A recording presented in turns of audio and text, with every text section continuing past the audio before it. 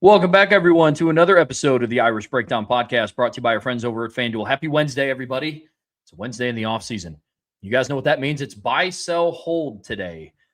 It's something that we like to do for our premium message board subscribers. A thread gets put up on the board, and you guys submit questions, scenarios, and then after some discussion, Brian and I will decide whether we buy it, we sell it, or we hold it. But, Brian, before we get started into buy, sell, hold, there's some news that just broke, and it's kind of the talk of the town right now in kind of the Notre Dame world. It's more pertaining to the NFL, but former Notre Dame offensive coordinator, former Alabama offensive coordinator, and the Cleveland Browns offensive coordinator from this past season, Tommy Rees. Adam Schefter tweeted out that he is a candidate and is going through the interview process to become the Browns' next head coach. And that has sparked a lot of interesting discussion on the message boards and the live chat right now. Yes. It was fun to talk about to start. There's nothing that triggers a certain group of Notre Dame fans more than something good happening to Tommy Rees. I, for the life of me, will not understand this. Like, for the life of me. Because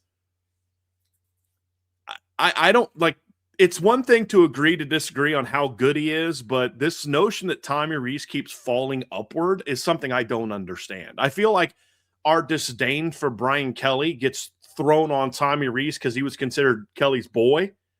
And I said at the time in 2019, Tommy Rees should not have been the OC in 2020. I felt he needed a year or two of seasoning under a Todd Monken or a Joe Moorhead to be the guy. He got thrust into that job too early. But there's a reason Nick Saban hired him. There's a reason Kevin Stefanski hired him. I had somebody the other day literally called me to talk about this and was like, oh, he got that job because of Bill Rees. And I was like, you think Nick Saban hired Tommy Rees because of Bill Rees? What power does Bill Rees have over Nick Saban? The whole thing is kind of interesting. I mean, you look at the stats now under Mike Denbrock, and Mike Denbrock's a heck of an offensive coordinator. This isn't like, well, he's not as good as Mike Denbrock. Well, yeah, Mike Denbrock's arguably the best OC in college football, in my opinion. But Tommy Rees had Drew Pine at quarterback in 2021 or 2022. You know, like Jack Cohn comes here and has the best season of his career. You know, I mean, they made a playoff berth his first year at Notre Dame. I just don't understand it's one thing to, think he's not a good coach, but for him to have something to do in the NFL that has nothing to do with Notre Dame, and like the first comment in our chat today is about Tommy Rees falling forward, is just like, dude, this is an internal problem that we as Notre Dame fans have to deal with. And number one, we got to stop tying him in with Brian Kelly and our hatred for Brian Kelly. And two, just because he wasn't a very good player doesn't mean he's not a very good coach. Number three, I'm going to go with the opinion of myself, Marcus Freeman, Nick Saban, and Kevin Stefanski over, with all due respect, Notre Dame fans who don't think highly of him. Isn't he an elite coach? I don't think he's proven that he's an elite coach yet. But do you know why Nick Saban hired Tommy Rees? Because he thought the game plan that Notre Dame put together for Bama in that title game was one of the best that most challenging he's gone against. And studying what Notre Dame was doing on film coming into that game impressed Nick Saban in 2020. That's why he went after Tommy Rees. And probably watched the guy, win games with Drew Pine at quarterback, who was like a mediocre quarterback at Bowling Green this year. And probably felt, well, this guy knows what he's doing. And for all the hate about their offense in 2023, go look at Jalen Milroe's stats in 2023 with Tommy Rees, and then go look at his stats in 2024 with Kalen DeBoer. So I'll just never understand that. Can we have a discussion? Is he a great coach or not? That's a very fair discussion. He was the offensive coordinator of a coaching staff that got fired. I think in the NFL, and this is why I do not understand why any college coach would even think about going to the NFL. A GM saddles you with bad quarterbacks. You don't succeed because you don't have a good quarterback, and you get blamed as the head coach for the GM's failures. You know? It's the unfortunate reality. I mean, the Browns haven't had a good quarterback situation through the dozens of OCs they've been through, the countless head coaches. I mean, the Cleveland Browns have had the most starting quarterbacks in the NFL since 2000 compared to any other organization, correct? I mean, it's just this host of different issues year in and year out. Look, we're talking about somebody who's interviewing for the Cleveland Browns. Can we have an honest conversation about that? Tommy Rees is not up for discussion to replace John Harbaugh for the Ravens. It's the Browns. Like, I think that's a good job to cut your teeth on, one. Two, I'm going to say something people don't like. The fact that he went 8-2 as an offensive coordinator with Drew Pine is really impressive. Really impressive. Tommy Rees with Drew Pine got the same amount of losses as what Mike Denbrock did this year with CJ Carr. Like, that's looking at it in a vacuum. Now, different schedules, different teams, but one thing that I know for sure is that 2022 offense also didn't have Jeremiah Love and Jadarian Price. Who recruited CJ Carr? Tommy Rees. Okay, just curious about that. Yeah. Okay. Like, that's so anyway. Yeah, it's unfair to look at that in a vacuum, but that's just one of the things that I've heard. Like, Tommy Rees, didn't do well on offense. It's like, yeah, look, but like, what's the ultimate goal? It's to win games. Like, doing what he did with the limited talent in the room in the situation he was put into, I thought was a good job. Yep. Does it warrant being the head coach of an NFL team? That is a fair discussion. Yeah. Like, that is absolutely a fair discussion. Because if you go back to his tenure, there were games where we gave Tommy Rees a very hard time after the game, and games we praised him, because that's what you're going to do with every coach. We did that with Marcus Freeman when he was the defensive coordinator. We're going to do that with Mike Denbrock from time to time. We criticized Mike Denbrock's run games multiple times this year. Yeah. So anyway, I just find that wild that Notre Dame fans still get so upset about Tommy Rees getting job opportunities. Like, that's good for Notre Dame. That's good PR for Notre Dame. And so it is what it is. I just found that interesting. Obviously, a lot of portal news still going on. I just want to remind people, guys, that a lot of the stuff that you see in the portal is negotiation tactics. I'll just leave it at that. I think Notre Dame is being used by some agents to drive up the price for other schools. I think other schools are being used to drive up the price for Notre Dame. This is why I say just sit back, relax, and let it all play out. I'm going to reiterate what I said yesterday. It's not even really. Yesterday, I asked you guys to be patient for 10 more days. Now I'm asking you just to be patient for 9 more days. And that doesn't mean, and this is not me saying it's all going to work out great. This is me saying we don't know how it's going to work out. Let's wait till the process is over. Then we can evaluate it and have our conversations about it, and then judge it accordingly. So the thing that I say that the one thing that bothers me before we dive into the buy so hold is I do think that the biggest issue in all of college football right now is the transfer portal. It's not NIL. It's not all of it's the transfer portal, because what's happening is 90-something% of college football players won't make it to the NFL. You might have a quarter of the players from any given Notre Dame football team make the NFL. Remember, I was bragging one time about the 2011 team. There was like 20 players from that team that made the NFL, and we're like, that's a high number. And that's not even a third of your roster. And that's at Notre Dame. So what agents in college football are doing, sadly, is there's a lot of players and a lot of families getting terrible advice, because all agents care about is getting the max contract. They don't care about what's the best place for you to develop. They don't care all that much about, they don't care. Not all of them care. A lot of them, I don't think, care. Some of them do. Some agents do care about what's best for their players. I'm not going to sit there and say they're all, but there's a lot that don't.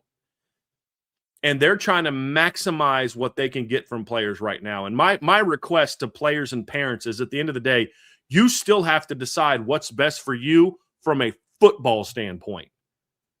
And if a school's offering you $50,000 and another school's offering you $500,000, you've got to strongly consider that financial implication for your family. That's a big difference. If one school's offering you $300,000 and another's offering you $5,000, but this school offers you much better opportunities from a development standpoint, from a degree standpoint, from a future standpoint, take the better opportunity, not the most money. And if your agent's telling you to take the most money, most likely he's doing that because that $300,000 to $500,000 difference is going to benefit his bottom line, not yours. Because once you're done with college, he won't care, because a lot of these agents can't be your agent in the NFL because they're not certified by the NFL. Some of them are. And again, there are some good agents out there. I don't want to make this a blanket statement. I'm simply telling you, guys, that you have to understand how the game is being played right now. And not every update, not every crystal ball is based on the actual scenario. Now, it could be a school uses a player to up a price and the other school says, screw that. We agreed to a number when you were on campus. You're not going to go back and do that. So if you want to take that deal and go to that school and not be developed and not win, go for it. That's going to happen sometimes. And this isn't just Notre Dame. I'm speaking broadly here, but I do think this is obviously happening with Notre Dame as well. This honestly is why I don't report much on the portal. If you think high school recruiting is a dirty business, you ain't seen nothing yet for what's going on in the portal. So you don't hear us talking about, oh, Nick Marsh has got a visit set up. Because I'm like, look, when he shows up, we'll talk about it. Same thing with the kid from Wake Forest. Other than just saying Notre Dame has some interest, you didn't see us sitting there breaking down his film and talking about him and, oh, this would be a huge impact. Because, like, I don't know if that kid has real interest in Notre Dame or not. And if he does, I don't know that his agent's looking to let him come to Notre Dame or not. So there's a lot of this stuff going on that people need to sit back and relax on. Does that absolve Notre Dame of any mistakes or misses they might have? Nope. This is not me setting up defend Notre Dame when their portal class sucks at the end of the day. That's not what I'm saying. What I'm simply saying is this is a reason why I'm not giving you the nitty-gritty. Last night, I put a portal update up at 3:00 in the morning last night. And by 7, and based on all the intel I had, looking good for Notre Dame with this one kid, looking good for Notre Dame with this one kid. I feel good about this one kid. And literally when I woke up this morning at like 9:00, it had changed. So that's the deal. So, and the agent's job is not to get the best deal, which equals more money. That is such a shallow thought process. So, Trevor, if you were got offered a job, somebody's going to pay you $10,000 more, but they were going to give you a worse environment. They were going to give you, they're not going to be supportive of your stuff, your your family and all. Is that a better deal? No, it's not a better deal. If it's like, hey, you're going to make this amount of money here, but in 10 years, it's going to be worse off for you because you're not going to get as prepared to go be successful after that job in 10 years. Is that a better deal for you? No, it's not. Agent's job at this point in time is to do what's best for their client and what's their client cares about. If the client cares about max dollars, then you're doing your job. But if you truly cared about your client, you should be wanting them to go also to be developed as young people because they're not NFL players, and go somewhere that's going to coach them up and prepare them to maximize the potential they have. That should be your job as an agent. And then invite a good agent, a real agent that cares about his client is going to say, hey, listen, man, I know this place is offering more money, but I think this is a better situation for you. That's what a real agent should do because you care about your client. I'm not trying to get all Jerry Maguire on you, right? Somebody in the chat mentioned Jerry Maguire. But the reality is, don't tell me that it's just about this because at this age in the NFL, that might be true. But in college football, that's not true. Not for everyone. And unfortunately, that's a lot of what's happening right now. A lot of agents playing the game. And I've made the decision at Irish Breakdown. It's going to be like, look, we're not going to chase that info every day that changes by the hour. I put some updates up yesterday. That's kind of where I'm at for right now. I'm not going to do a whole lot with it. We'll see how the process plays out. And look, schools lie too. This isn't just about players and agents. Schools lie too. Schools are just as dirty. Look what LSU's doing with Damon Williams. That's as dirty as it gets. And shocker, Lane Kiffin's at the heart of it. Ken signs a deal. You talk about agents doing right by their clients. Damon Williams signs a deal that's going to make him one of the highest paid quarterbacks in college football. A week later, he's jumping in the portal. Even though his contract allegedly says you can't go in the portal, he goes in the portal because LSU is going to give him a bigger deal. You're telling me the agent's doing right by his client? No, he's not. The agent's doing right by himself. Because no person is going to, in good conscience, tell his, hey, man, you agreed to this deal. You're making pretty darn good money. And this is a good situation. This is a coach that you've believed in now for 3 years. You followed him from Arizona to Washington. No, I don't. Nope, I'm not a big fan of that. So this isn't all on the players. It's not all on the agents, and it's not on the schools. They are all at fault for this. Not every agent's at fault. Not every player's at fault. Not every coach is at fault. But every group has people in it that are absolutely a reason why the offseason in college football is an absolute joke. We're talking more about the portal. If you look at Twitter, there's more talk about the portal than the freaking semifinal games that are on tomorrow. It's kind of sad. It's a sad truth that we live I'll in, never man. enter the portal. I'll never enter the portal. I am the boss. There's nowhere for me to transfer to. You should put out a tweet that says run it back for 2026. Run it back for till I die. Run it back till there's no more blood flowing through my veins. How Run about it back that? for life. That's right. Yeah, I'm with you. It's Go a ahead, sad Trey. truth that we – no, you're good, man. It's just a sad truth that we live in now, unfortunately. And these are the things that devalue the game. We talk all the time. Brian, you and I were talking about this on the phone yesterday, and we get a lot of questions, valid questions about I'll give an announcement or two. Part 2 of today's show here in the Irish Breakdown podcast. No, you and I were talking yesterday on the phone about what's kind of ruining the sport. And we get a lot of good, valid questions about, the super conferences. And is it this commissioner? And is it, no, it's a bigger picture than that, unfortunately. It's this. It's what's going on right now. It's the fact that there is no more loyalty in college football at any level. You see it with schools. Penn State showed James Franklin zero loyalty. None. Yep. You see it with players, Damon Williams to Washington. You see it with coaches, Lane Kiffin and Ole Miss.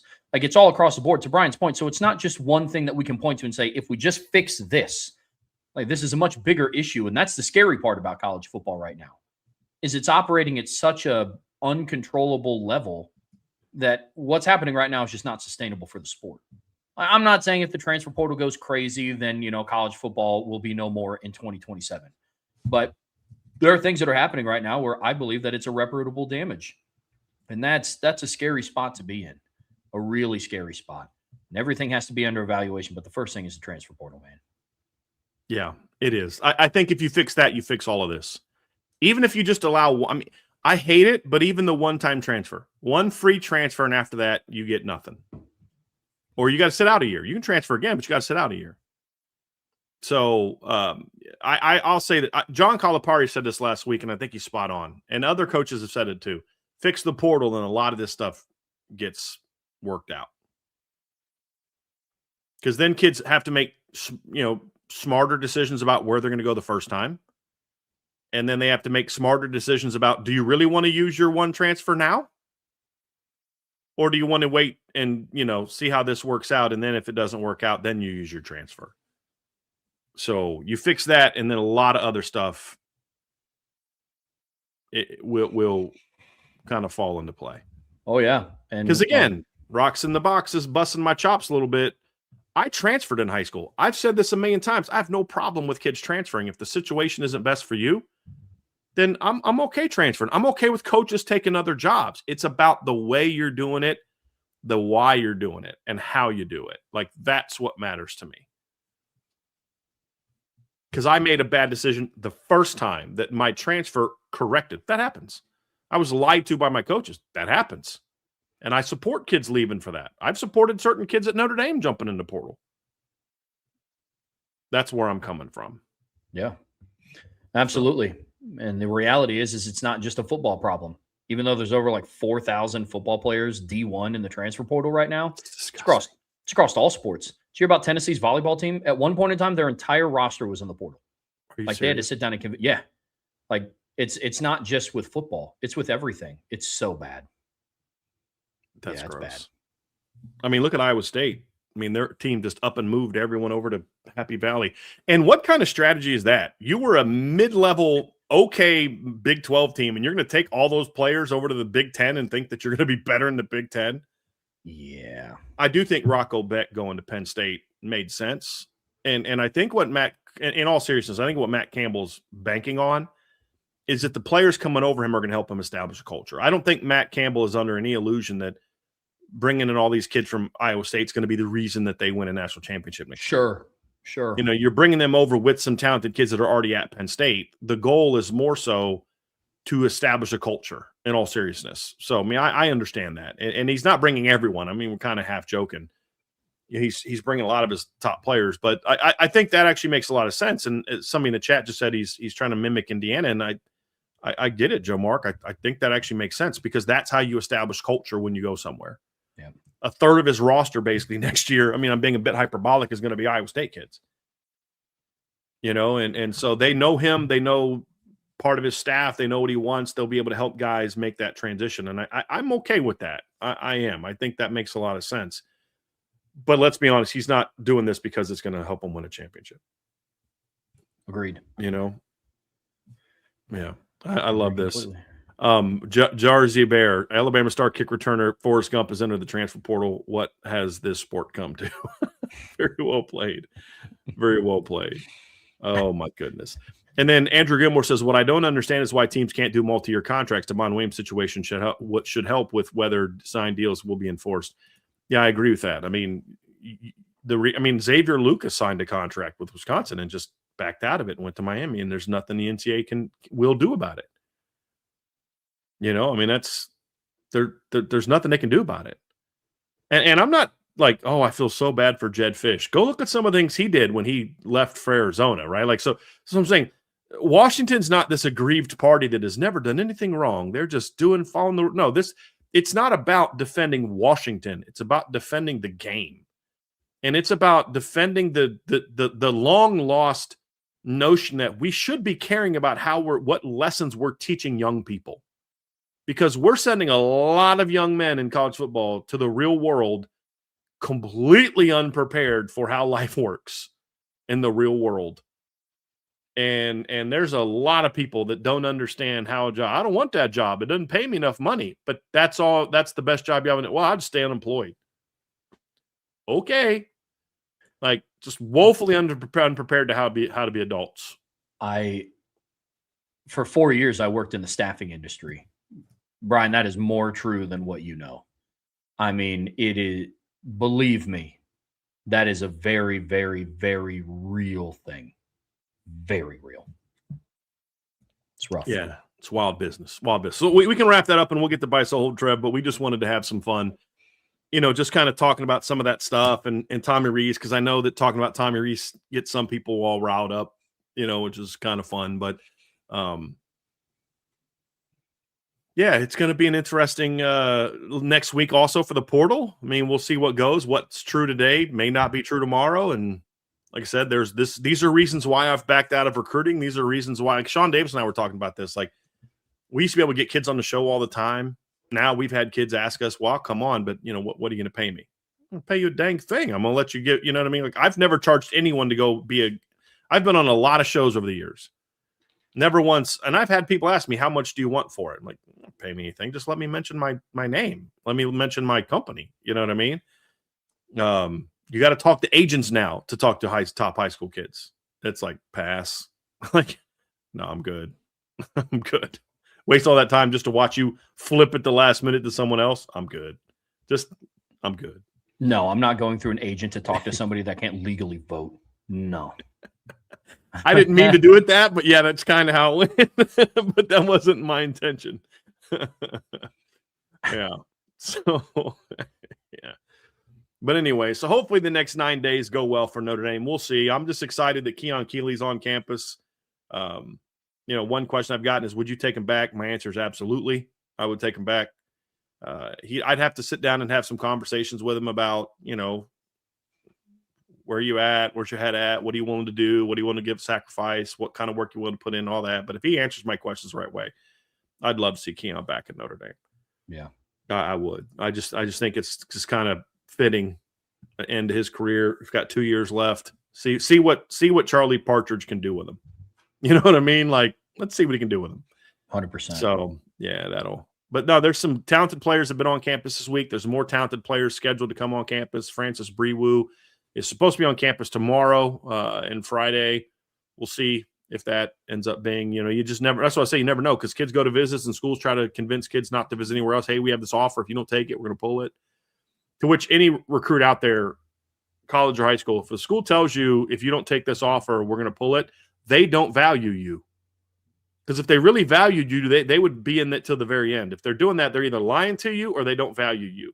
Because they will they'll do that to somebody else that they think is better than you.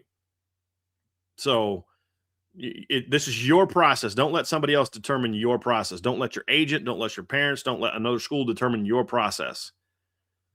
You are in control. I don't want to hear anyone say, well, my dad. No, you're grown-ups now. This isn't like high school recruiting. You're grown-ups now. Well, my agent. I don't care what your agent said. You know what I mean? Well, this coach, I don't care. Take all their counsel, but then make the best decision for yourself. And if a kid says, hey, if you don't take this offer now, then we're going to not stop recruiting you.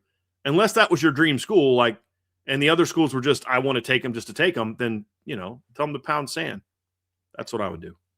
So anyway, Trev, I think that's a good end to little segment 1. And now we can get ready for our buy, sell, hold, because that's what the people are here for, Trev, today, the buy, sell, hold.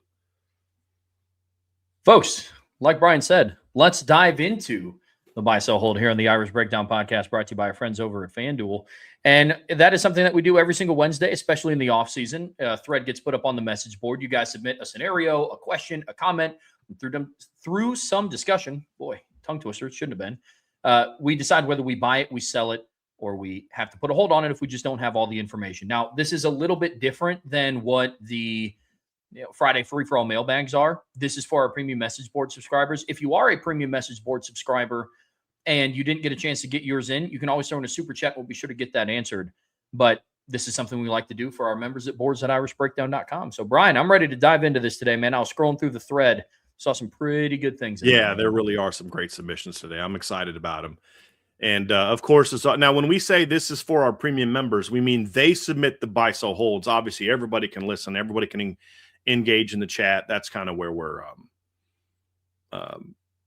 that's where we're going to go. So I'm excited about a lot portal questions, team questions, a lot of good stuff today. It's going to be a fun, very, very fun segment, Trev. So as always, we get started with Salty Virginia Peanuts. From our guy Salty, buy, sell, hold. Although it is early, Notre Dame's results to date in the portal transfer window, canceled visits, divergent opinions on player priorities, and the loss of several presumed high-value targets suggest that there's a lack of urgency and integrated effort between Mr. Marcus Freeman, Mike Martin, and positional coaches, including newly affiliated Charlie Partridge. I kind of buy it. I don't. I feel like I'm going to want to hold a lot of submissions today. I'll buy the premise.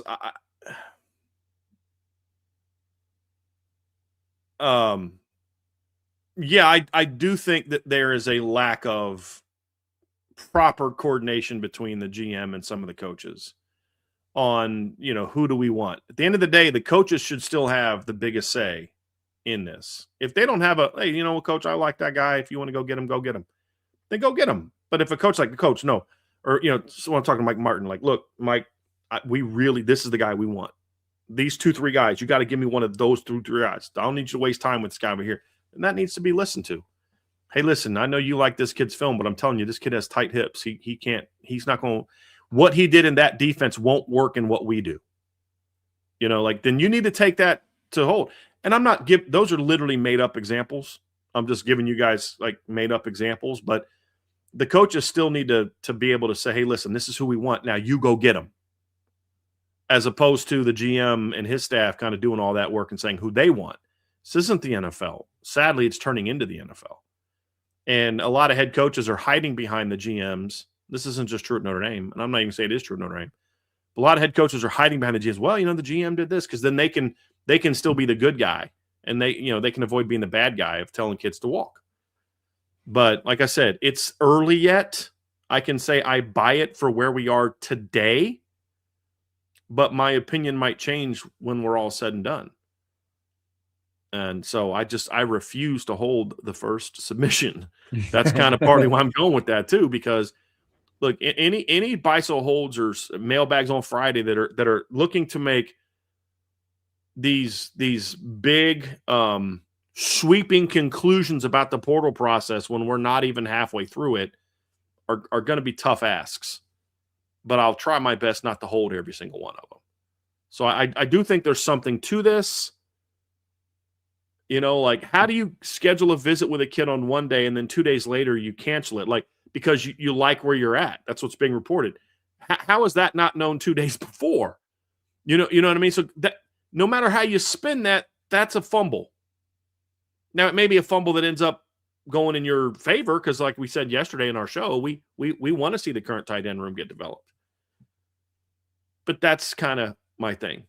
You know, like if they don't get a single good receiver out of the portal, and then Cam Williams goes out there and balls out and goes crazy, and Micah Gilbert has a big year, and Elijah Burst, and the receiving course balls out, you don't get to say, see, they knew what they were doing. No, they wanted other receivers. They just missed.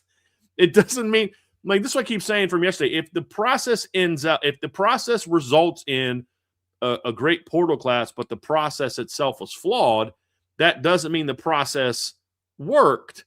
It's like the example I used yesterday. If you go out and win a football game and turn the ball over 4 times, you don't get to say, well, see, we turned it over 4 times and then won the game. So clearly it was the 4 turnovers that led us to win. No, it's, hey, it ended up working out, but this isn't sustainable over 12 games. You know what I mean? Like, yeah, it's not. And so, like, if let's just say I was just hammering the coaching, the GM and that for, man, they're not looking at the receivers I want, blah, blah, blah, blah, blah. And I'm hammering them for it. And they're going to miss on this guy and that guy, that guy. We're like, well, you said that you didn't even care if they got a receiver. Well, it's not what I said.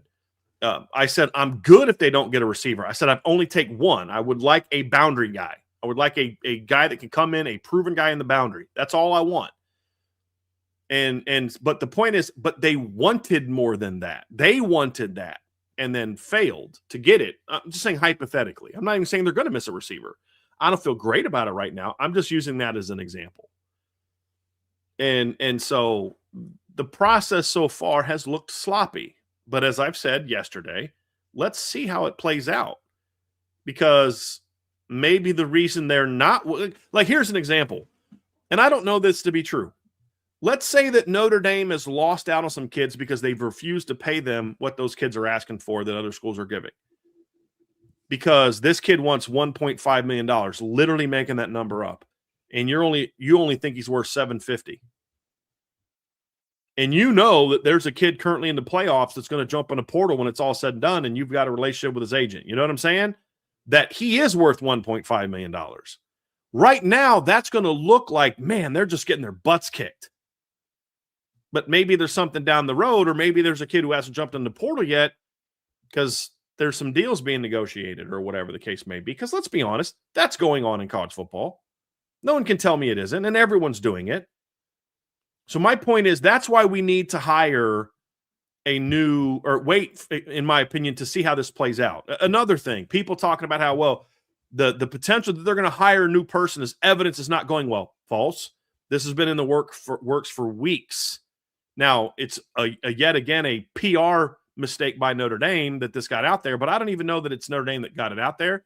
We were told by the people that we talked to that they're planning on making multiple hires in recruiting and personnel. This has been in the works for a while, and the name being reported today is certainly a leading candidate, but it's not a done deal. That's what we were told. But it's just another kind of PR blunder. But here's the thing.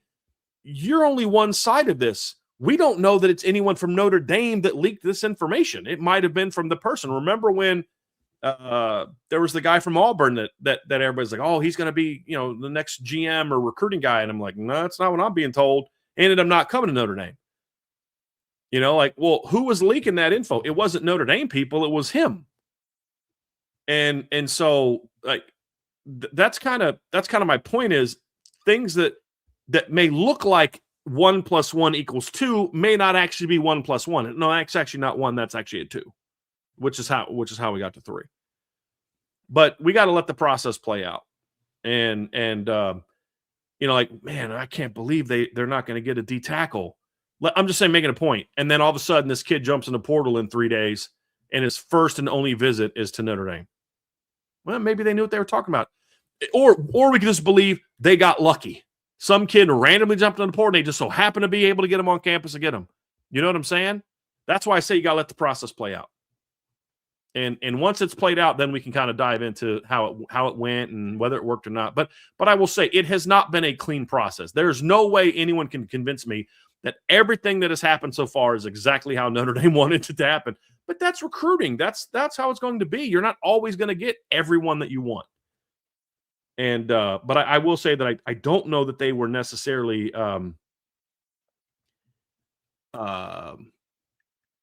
they did not seem to be as on top of things as they are in the past. So I don't think it was necessarily a smooth start to things. But let's see how they finish. That's ultimately, at the end of the day, what matters. Yeah, I think that's extremely fair. I mean, Salty, as far as your first part goes, I'm buying that there's a lack of urgency. But I don't mean that to be taken as negatively as what it sounds. Like, Marcus Freeman and his staff have shown to be very methodical with certain things. Like, from the first day of fall camp, after what we saw in the spring, I was under the impression that the quarterback battle was cut and dry, and they knew who the starter was going to be. They just had to figure out when they were going to announce it. But as we've seen behind the scenes with some other things, it was genuinely a very methodical process to decide who the starting quarterback at Notre Dame was going to be. Let's be real about something. This day and age of the transfer portal, this is a very transactional age of college football. And unfortunately, at a place like Notre Dame, where you're focusing on the fit and what will the locker room be, like, you're not going to convince me that teams like Indiana that are like, you either commit and sign today or we're going to move on from you, are concerned about locker room fits. You're concerned about getting the guy, that individual player. Notre Dame is not like that. And I'm happy that they're like that. I'm happy that they want to take their time in this process. But with that being said, in a transactional world of college football, that's going to lead you to where you're at right now. So Notre Dame, in my eyes, and this is just my opinion, they're fighting this battle of, do we give up where we're at morally to just start signing this highly touted transfer portal recruiting class? I don't know the answer to that question. I don't know if Marcus Freeman and Mike Martin have the answer to that question, and I'm sure that's an internal battle that they're having right now. I'm not running cover for it would appear not. Right. But it's early yet. There's still 9 days yet. Right. Again, guys, we're not trying to blow smoke. We're not trying to tell you guys, hey, don't worry about it. Notre Dame's doing great. We're not telling you that. We're just sitting there saying, look, there's reason to be concerned, but let's just wait 9 more days and then we can lose our minds. You know, that's kind of my thing. And for people pointing out, like, what about Jared Dawson? I get all that, but let's just not forget that last year's portal class was not put together by this year's staff, GM and stuff. That was Chad Bowden and his group, not the current GM. So this current GM doesn't get to necessarily get our benefit of the doubt because of what happened last year, because Malachi and Jared Dawson and Devontae Smith, they were not recruited by Mike Martin. This is Mike Martin's first go round. All I'm saying is let's just relax, let it play out, and then see how it goes. And then we can evaluate properly. But let's also not like take things that are happening and be like, see, this fits my narrative. So you're telling me that Notre Dame had a bad 5 starts and just like that, they decided we got to go hire somebody, and they were going to hire some guy from Penn State in 3 days because they're struggling with the portal? Or maybe they know they've needed to upgrade in this regard for a while. This process has been going on, and he and others are being looked at because they know they need, in this new era of portal, they know they need an expanded class. So you say, well, maybe they should have done that sooner. That's fair. But this isn't be like, oh my gosh, Mike Martin's getting his butt kicked in the portal and we got to go hire somebody pronto. That's not how this process went down. So let's not look for things that kind of fit our current narratives and then be like, oh, see, this is evidence of me being accurate. You may be accurate on this, but it's not because of that. You know what I mean? So let's just let the process play out a little bit. I'll keep saying that. There will come a point in time where I'm going to be like, guys, this is not looking good. But let's give it 3 more days, but this ain't good. Let's just, at the very least, let's get through the weekend. How about that? At the very least, let's get through the weekend. And I do think there are some guys that have agreed to deals that have not been announced yet. So I don't think they've completely struck out. I've talked to a couple people. I've got some sourcing on this. I do think there are some guys that like, I'm confident saying, like, there's some deals that have been worked out. They just haven't gone public. So now that doesn't mean that they're players we're going to be excited about, because I don't know who those players are, to be honest. I have guesses on who those guys are. but I don't know who those guys are. And that's why I'm not going to say who they are or even what positions they are, because that would be unfair. But also, until a deal's announced and signed, I'm not, counting my chickens, because that's kind of where I'm at. So we just need to relax and let it play out. That's kind of where I'm at.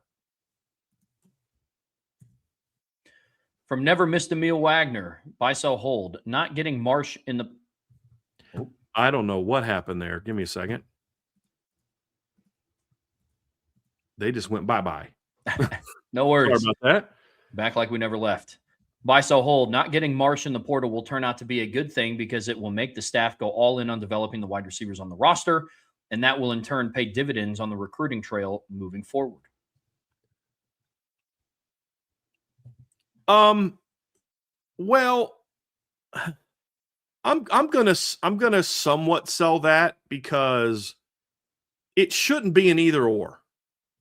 It shouldn't be you get Marsh and don't develop your young guys, or you don't get Marsh and now you have to develop your young guys. You got to do both. You got to do both. Like, why not get Nick Marsh or Reed Harris, who's my top guy on the board, or any other talented player, and coach up Cam Williams and Elijah Burris and Micah Gilbert and Caden Finley and guys like that? Why is it an either or? It shouldn't be an either or. The problem for me is that there's been a bit of an either or at Notre Dame, it seems, at the position for a while. And that's kind of where I'm at, Trev. So I'm going to sell this, because I'd rather get a guy like a Nick Marsh or a Reed Harris, someone in that caliber, and also coach up Cam Williams. Because are you better off with Cam Williams playing his best football and no Nick Marsh, or Cam Williams playing his best football and Nick Marsh? It's like, Notre Dame's going to be fine. They don't need Josh Burnham. They've got so-and-so and so-and-so. Yeah, okay. They do have Boubacar Bryce Young. But wouldn't they be better with Boubacar Bryce and Josh Burnham? You know what I mean? That's why I've never been like, oh, no, it's not a loss at all because of who they got, this guy, this guy, this guy, this guy. That's only true if a guy wasn't going to play. You know what I mean? Like Jadon Blair is not going to hurt. Not having Jadon Blair is not going to hurt Notre Dame in 2026. It may hurt them down the road, though. You know what I mean? But you're not sitting there saying, like, him leaving is why they won't win a title in 2026. But there may be a couple years when we're questioning the depth at safety. We're like, maybe you should have kept that guy there, right? But wouldn't you be better off? But even that one, you'll hear people say, well, we got Tay. But wouldn't Notre Dame be better off if they had Tay and Adon and Luke and Ethan and Jadon Blair and Joey O'Brien? Like, you want all of them. In today's era, though, however, that's just not always possible in an era of a perceived salary cap. So I'd still rather have both. I'd rather get a Nick Marsh, a Reed Harris type of guy. And as I've said, Reed Harris is my number one guy. I don't think that they're going to get him either as of today. He hasn't scheduled a visit yet, as far as I know. But I'd rather have them and develop Cam Williams and those guys. That's where I'm at. So that's why I'm going to sell that. I'm with you. It has to be an and, not an or. Because in a perfect world, you're able to do both. So we see that very much the same. Another one from Never Missed a Mill Wagner. Buy, sell, hold. With reports that Arch made more money in 1 year of college, $6.8 million, than Shedeur Sanders in a 4-year NFL contract, $4.6 million, means more star players will stay in college longer, creating a logjam and talent behind them like we saw in the 80s and the 90s. No, sell, because those players behind them will transfer. Like, that's just the reality of it. I think Kenny Minchie's a perfect example. Kenny stayed this year. He had the battle. He lost the battle, stayed for that year, was a good teammate, good soldier and all that, and then he transferred. He's not going to stay at Notre Dame and be in a logjam. He'll just leave. So yeah. I sell that. I think it. Here's the thing I'll say. You've never heard me say NIL's bad, ever. You've never heard me say they need to put caps on NIL. All I've said is they need to have legitimate contracts. If a business thinks a kid is worth $1 million, then they should be allowed to pay him $1 million. But there should be a legitimate NIL exchange. You've got to be on commercials, or they can use your likeness, or whatever the case may be. There needs to be, it's not just I'm giving you $1 million so you'll play quarterback at Notre Dame. It's I'm giving you $1 million so you'll play quarterback at Notre Dame, and then I can benefit from you being the quarterback at Notre Dame by using you in radio ads, TV ads, and do a couple signings at our, at our thing. You know what I mean? Like, we want to get boots on the ground at our car dealership, having CJ Carr do a 3-hour signing there with 2 other Notre Dame players we have agreements with. Like, let's think about this. Hey, we got our car from Gurley Leap Hyundai. We bought a car a couple years ago from Gurley Leap. Imagine if Gurley Leap was like, hey, Brian, look, man, could you announce this, Notre Dame fans? We've signed CJ Carr, and we've signed Leonard Moore, and we've signed Drake Bowen to big NIL deals.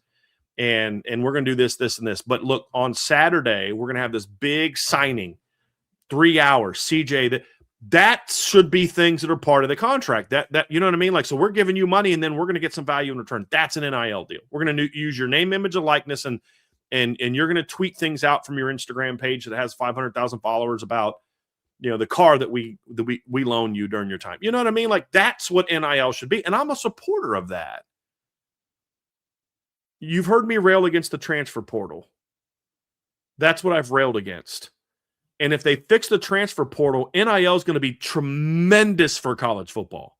Tremendous for this very reason. This doesn't hurt the game. This helps the game. Arch Manning, for example, staying an extra year at Texas, and I'm making this up. Like, I don't know that that's why he's staying. I think Arch's family knows he needs development. That's why I think Arch is staying. I don't think it's because he needs the NIL money. I think his family, they've always said all along, he's not leaving after 2025. But I think he understands the development piece. But let's just say the only reason he was staying is because he was going to make more money next year at Texas than he would as a first-round draft pick. Just say hypothetically. That's not bad for the game of football at all. What's bad for the game of football is that 50% of the roster jumps in the portal every year for a bigger payday.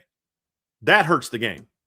Fix the portal, and I think you're going to see college football take off even greater in popularity, because we can get back to loving the players that are on the roster. Because what's going to happen is fans are just going to start getting less attached to players and less attached to a team, because you're like, I don't even know what the team is going to be every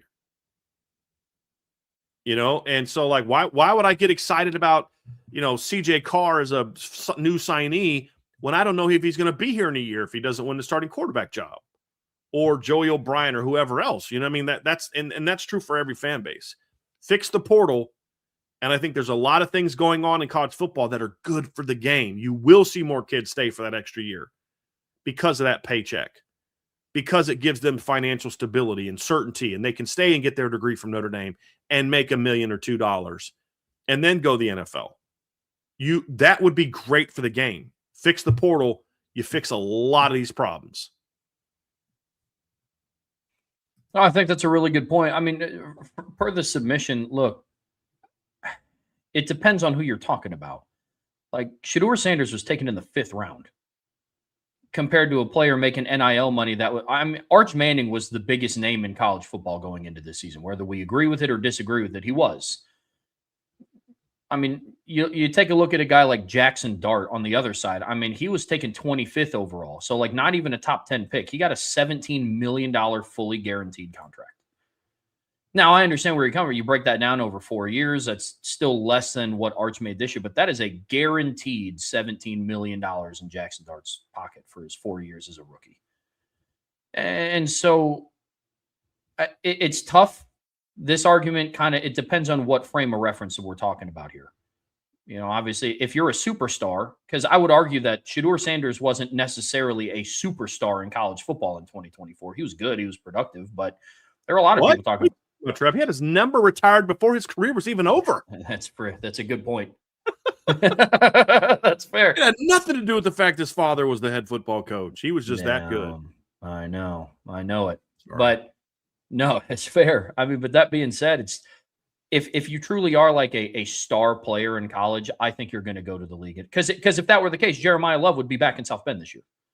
Because it's, if we're just comparing an NFL contract in the 5th round to what you could make an NIL in 1 year, then Jeremiah Love would come back. But here's the thing, Jeremiah Love's not going to be a 5th-round pick.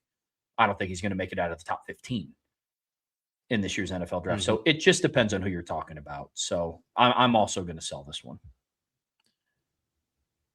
Good. Glad we're on the same page. 100%. I should get my jersey retired for it. There you go. No, but there you go. Another buy sell hold from Never Missed a Mill Wagner.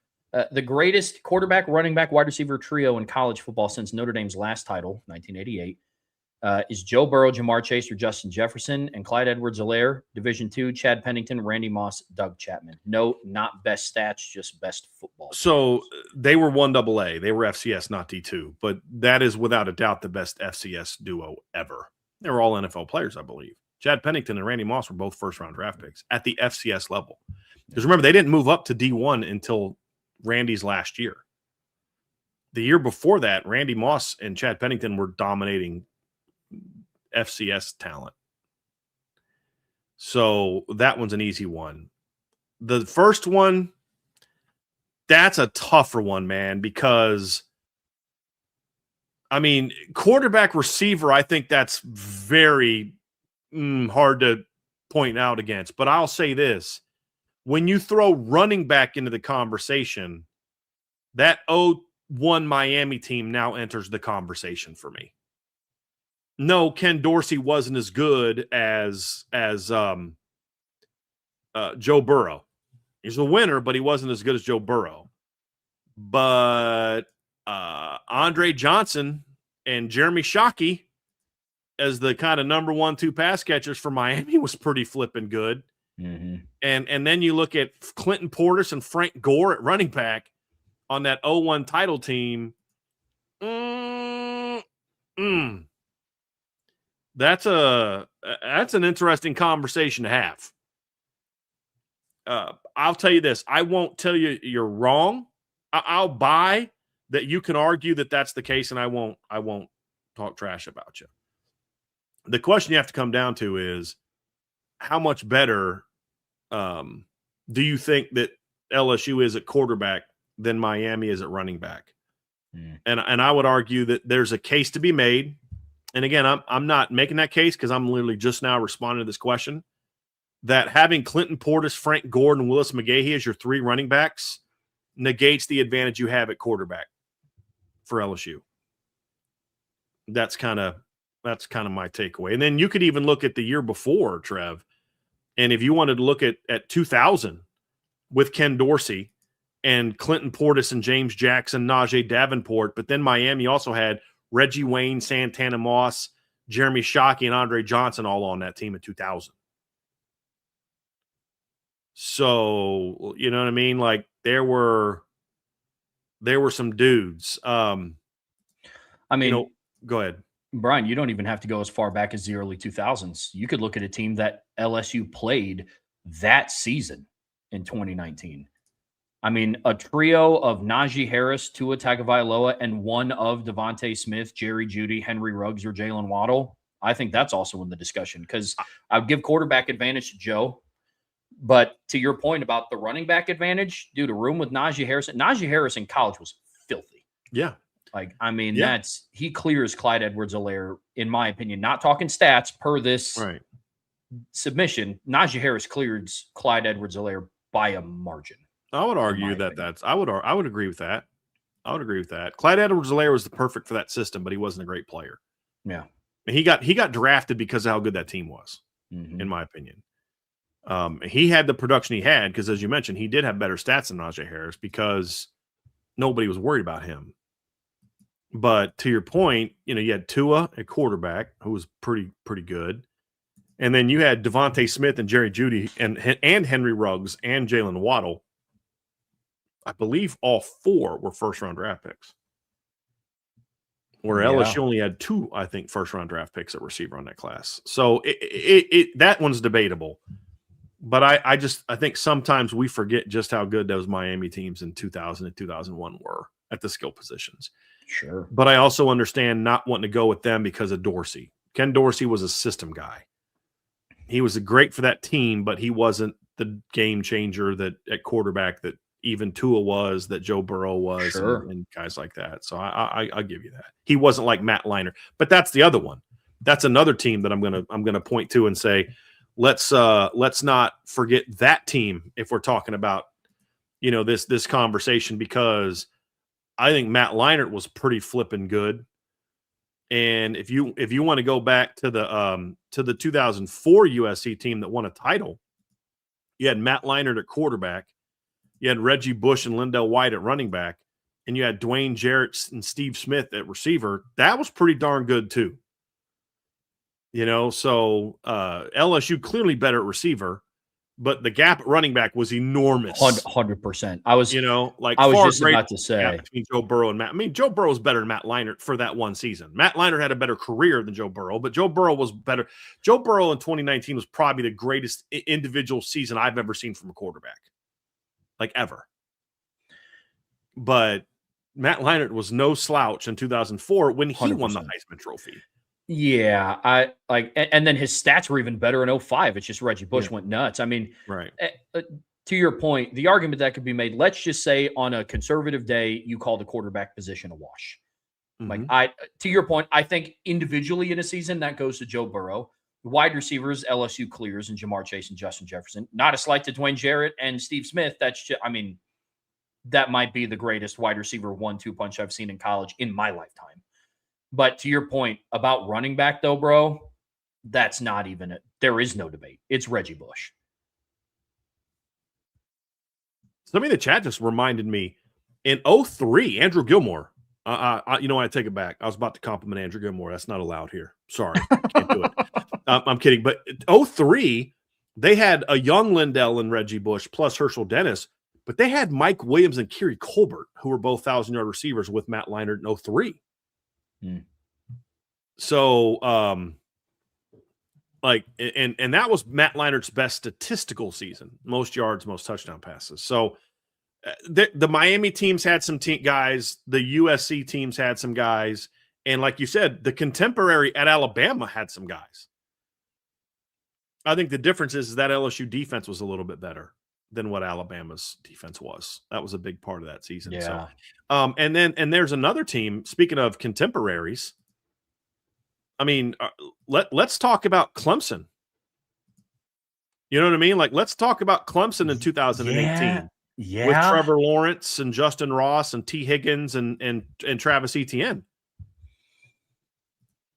So like, it's debatable. I'm not going to tell you you're wrong for going with LSU, but it's at least debatable. I'll take Joe Burrow over freshman Trevor Lawrence. So would I. But I'll absolutely take Travis Etienne over Clyde Edwards-Helaire any day of the week, and the receiver debate is a good one to have. That's where it comes down to. So it's going to be a fun conversation. Absolutely. Fun conversation. Like that receiver debate would come down to what style of offense you want to run, because those are two very different. T. Higgins is like 6'4", 6'5". Justin Ross was like 6'5". Justin Jefferson and Jamar Chase were both sub 6'2" guys. Yeah. That's interesting, man. That'd be a good one to have. And then it's Hunter Renfrow versus what was the receiver's Terrace name? Marshall. Yes, Terrace Marshall. Yep, there you go. So yeah, I'll say this, they're in the conversation. There's no doubt they're in the conversation. But there's some other groups that absolutely I would put into that conversation. Yes. Hey, look, Brady Quinn, Darius Walker, Jeff Samardzija, and Mo Stovall were no slouches either. Honestly, bro, like, yeah. If Notre Dame had a better running back in 2009, Jimmy Clausen with Michael Floyd and Golden Tate aren't slouches either. They just didn't have the running back in 2009. But 2005 with Darius Walker and Brady Quinn and Samardzija and Stovall. Yeah. Honestly, like that for sure. There is even it's a very light one because the quarterback battle is very not close, in my opinion. But, dude, even Ohio State in 2024, like the national champions last year, I think both of their running backs clear Clyde. Yep. There's more of a discussion with their receivers in Jeremiah Smith, Emeka Egbuka, and Carnell Tate. You know, and there's a talk. The youth of Jeremiah Smith compared to that of Justin Jefferson and Jamar Chase is why I wouldn't go with that Ohio State group. But it's a debate to be had. Yeah. But quarterback is where where you would lose me, which is your point, which is what you said.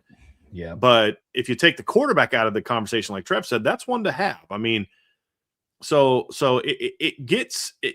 it's an interesting conversation. And then there's other groups we could point to. If we really like went through it, there's other teams we could point to. What was it? Oklahoma, 2008 Oklahoma. I mean, let me just look this one up. You had Sam Bradford, who won the Heisman that year. You had 2,000-yard running backs, DeMarco Murray and Chris Brown. And then you had Joaquin Iglesias, Jermaine Gresham, and Manuel Johnson, and Ryan Broyles at wide receiver. Like, that was a pretty nasty group as well. So there's been a lot of groups like that. This is obviously the most recent. But if you go with LSU from 19, I'm not going to argue with you, but I think it's at least would be a great debate to have. That'd be a great show that should be done, like, on ESPN or something, if you actually had people that cared about real analysis. What's the greatest offense of all time, and compare those things? Because, like, if you went offense in total, then I'd go with the 01 Miami team, because then you look at, like, who they had on the offensive line compared to LSU, Bryant McKinney and guys like that, then, like, oh, let's have a different conversation. Yeah. So, yeah, it was good conversation. It's a good one. Last team I'll throw my name in the hat here for, and we can move on, is that 2017 Oklahoma team too. You brought up Oklahoma, and it got me thinking. Now, running back is a little bit closer of a conversation because they had Rodney Anderson. He was an 1,100-yard guy, but splitting hairs between him and Clyde. But they had Baker Mayfield that year. And then the receivers were Hollywood Brown and CeeDee Lamb. Yeah. I mean, that's – yeah. And Mark Andrews. Yeah. I mean, CeeDee Lamb was third on that team in yards. Yeah. And Marquise Brown was second in catches. That team is the epitome of why Lincoln Riley's a mediocre coach. That team had no business not winning the national championship. No business. That was one of the best offenses I've ever seen. It was insane. But their defense was so poorly coached, and it really comes down to because of Lincoln Riley. That team had no business losing to Georgia. None. No. None. But they were out-coached, and they were out-physicaled. Yeah. I'll tell you this, Kirby Smart wouldn't have lost the title that year if he had that offense. Man. I promise you that. Promise you that. Facts. So, yeah, good submission, man. I love those, especially in the offseason. There we go. Buy, sell, hold from Spirit of 88. If Notre Dame doesn't fill its wide receiver needs through the portal, it likely forces a more disciplined focus on internal development by Mike Brown. While that comes with short-term risk, it could ultimately be a positive point for the program, particularly given the wide receiver development has lagged in recent years. Just take a shot at that one, Trev. Yeah, this kind of goes back to the question that we had earlier. Like, it's a fair question, Spirit of 88. I've been somebody that hasn't been as high on the wide receiver development compared to others. Like, I think it's valid to question that. Now, doesn't mean that Mike Brown has done no good things with the wide receivers, because I'd be lying if I said that either. But it does have to make an improvement. It does have to take a step up. Well, that being said, it's why are we in a situation where it's or? It can be and. That was one of my frustrations of this past season. You brought in Malachi Fields. You brought in Will Pauling. That's great. That gives you a baseline for what the room can be. Now, also develop Micah Gilbert. Also develop Cam Williams. Also get Logan Saldate going. Also continue to work with Elijah Burris, who we saw have a really good spring. And then, unfortunately, we just didn't see much of him in the regular season. There's definitely things that can be done and differences that can be done. And it doesn't live and die with the transfer portal. I understand the spirit of where you're coming from, but it's not they get a premier guy in the transfer portal or they just are in a position where they're just absolutely forced to stick with the young guys. Mm-hmm. I think it's healthy to have a conversation of you can also do both.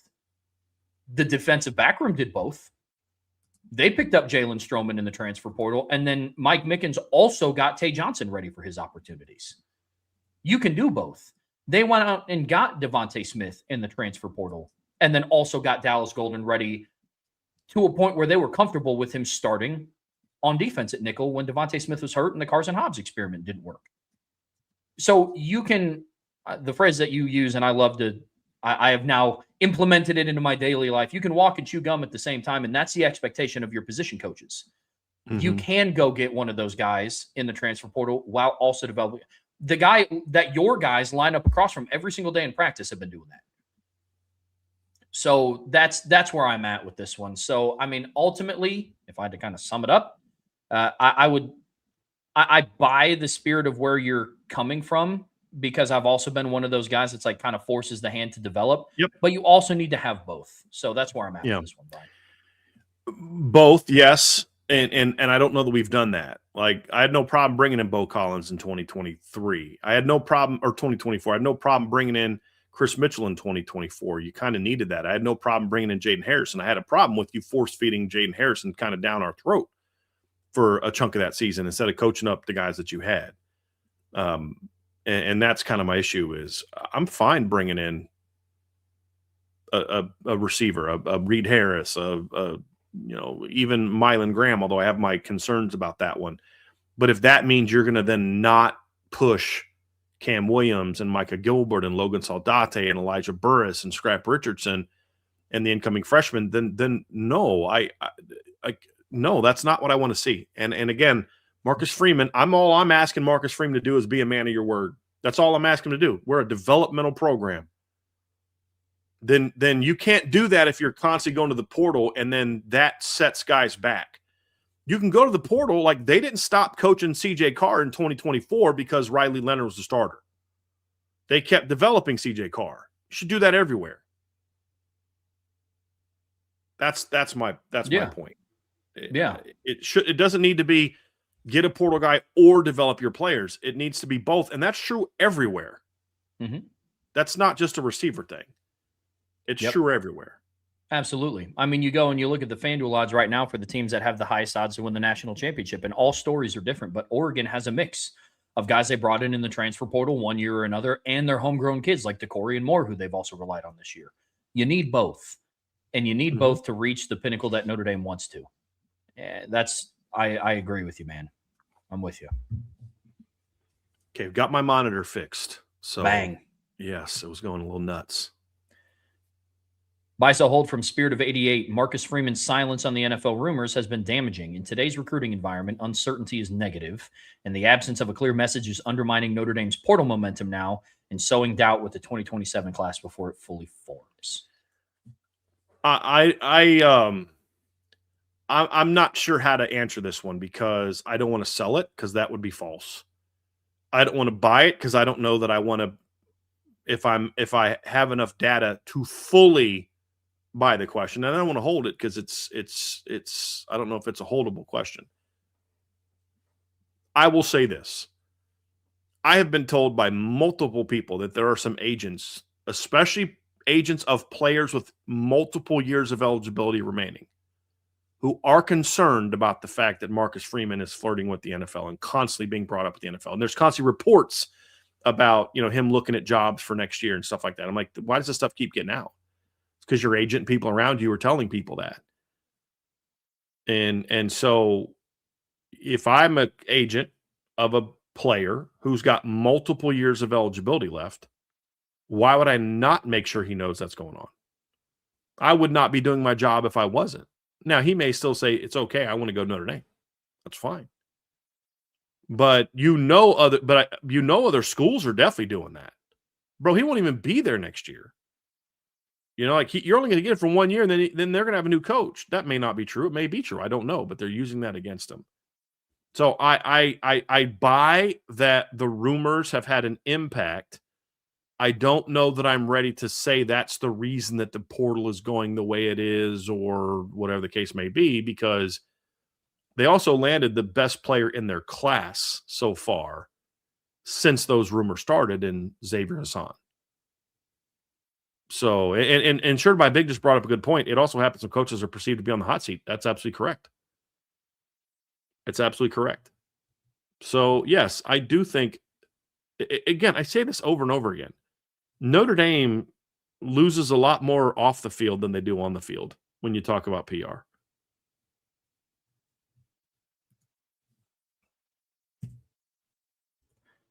Buy, sell, hold from Spirit of 88. The portal performance isn't nearly as bad as it's being made out to be. There were a couple of real misses, but a lot of the noise is tied to overhyped names Notre Dame wasn't truly all in on.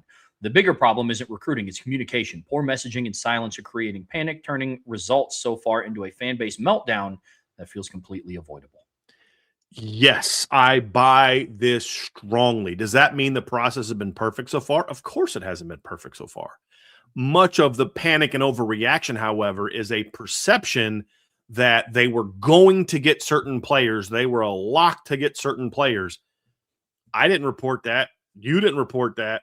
So I don't know where that's coming from. And I don't, but I do think there are certain people who are intentionally stoking emotions about the portal in order to drive interaction. There are other people that I think are just reporting the news. If John Bryce puts something out and he's talking about it in his podcast, he's telling you what he heard. He's giving you information. That's what he does. This is what I heard. Here's the information. Do with it what you will. And if he knows something's not accurate, not true, he won't say it. If Tim O'Malley's talking about something, it's because he's got intel. And he's just giving you the information. You don't see him going out there doing these flame type of things. Like, there are people that are doing that. And I think, and especially on Twitter, there's a particular account that has been very prominent. I've had some people send me some things. It's not someone I follow. It's someone I've blocked a long time ago, that is acting like they're going to get all these guys and they're going to do this great portal class. And so that raises expectations of people who just follow accounts and just assume that, well, he's telling me that must be true without doing any kind of homework. And then when Notre Dame doesn't get a guy that a particular person or two says they're going to get, that other more reputable people have not said they're going to get, then fan base gets all mad. They come to our channel, so-and-so said this. And it's like, well, I didn't say that. So I don't know why we're talking about that on my board or on our chat, because we never said that. So 100%. And part of that is Notre Dame, because the people that aren't that way get the same amount of information from Notre Dame as the people that are that way. So, yeah, I think they have a PR problem. But part of the PR is, well, you can't control what other, podcasts say. Yeah, no, you can't, but you can control the fact that you don't give us the ammunition we need to put those people in their place. Because I'm not going to go say, dude, you're wrong, if I'm not getting what I need to get to from my sources to feel confident to that. Because I'm not going to go fight a battle for you when you're not really giving me good intel. And then 3 days from now, I look stupid because I argued this for you, and this is what, and the opposite happened, and then I lose credibility, because I'm not losing my credibility for anybody. So that's kind of where I'm at on that. So I do think a lot, and that's just the nature of it. I mean, On3, their entire business model is built on like stoking rage and clicks and engagement and that kind of thing. And so, I mean, and that's what works on social media, and that's where you make your money. Like, little secret. If I didn't post all of our stories and tweets and stuff like that on Twitter and Facebook, we would make a lot less money. It's a necessary evil. Some people play into that to maximize revenue. I don't. I could, I probably should. I make more money that way. But, Trevor, I think you know me well enough to know in the conversations we had that doing what is going to maximize our monetary value is not the end goal. We want to be able to look in the mirror at the end of the day. Sure. And that's kind of important to me. Yeah, absolutely. I mean, look, Spirit of 88, I buy this more than I've bought any buy, sell, hold that we've had in the last couple of weeks. This perfectly sums up how I feel about the transfer portal. Like, this sums up how I feel about when people talk to me about how Notre Dame is doing so poorly in the portal, and then they start their argument with, look what IU is doing. Look, Notre Dame, is it perfect? No, it's absolutely not perfect what Notre Dame is doing in the portal. We spent the first 20 minutes of the show talking about things that we wish were done differently. But a lot of this is about PR and communication. Like Brian said, Notre Dame is just in a different spot than some of these. Like, look, I don't care what North Carolina signs in the portal. Mm-hmm. I don't care what Indiana signs in the portal. I don't care what Arizona State signs in the portal, because they're in a different spot as a program than what Notre Dame is, than what Ohio State is, than what Georgia is. Like, it's just different. There's more losses right now coming out of Columbus than people signing with Ohio State. Mm-hmm. Why? Because they're in a different spot. They have more players ready to backfill. Like, it's just different. So, yes, I buy this so much. Yes, absolutely. Agree. Give me a second. See if we can get there. We go. Another one from Spirit of 88. Buy, sell, hold. Joe Rudolph has the pieces, but 2026 will test whether he can sort them correctly. Getting the best 5 linemen on the field, not just the most experienced and position labeled, will be critical. He solves that puzzle, and the line becomes the strength of the 2026 team and is a Joe Moore Award finalist. I buy that Joe Rudolph has the pieces. I buy that 26 will test whether he can sort them correctly, getting the 5 best on the field. And I buy that it's critical that that be the case. And can I buy that he's going to solve it? No, I can't, because he hasn't proven it yet. I'll just say that I'm hopeful he figures it out. And I'll say it again, what I've said before. Mike Denbrock and Chris Ash, in my opinion, are not, if you could point to who's the one coach whose job is so important that if they win a title, you're going to look back and say he played a massive role in that. And you could not have done it without him. Now, you need Mike Denbrock to do the job. You need Chris Ash to do the job. But there's one coach who, if he doesn't do his job, undermines those two. And that's Joe Rudolph. If Notre Dame makes a run and wins a championship, Joe Rudolph will be a big reason for that. Big reason. Because I don't think he will be. I have a hard time believing that Notre Dame can win a title without him doing that. Well, they got to the title game last year. Yeah, and look what happened. Their offensive line got whooped in the title game. So that's kind of where I'm at. Is will he do that? I don't know. Am I hopeful he does that? Yes, I am. But absolutely. I can't tell you for sure that it's going to happen. Yeah, and I'll even take the submission a step further. It's not just getting the best 5 linemen on the field. There's a scenario where the best 5 linemen are on the field, not in the correct spots. It's the best 5 on the field in the correct positions. But yes, I buy this as well. I'm with you. Yep. Ballpeen Shillelagh, buy, sell, hold. The seeming PR missteps by the university in recent times are a result of a purposeful decision by the administration and coaching staff to keep media engagement to a minimum, as they don't see a strong enough benefit to putting in any amount of effort to create or control narratives. I think they can control narratives. I agree with everything about that until the very end.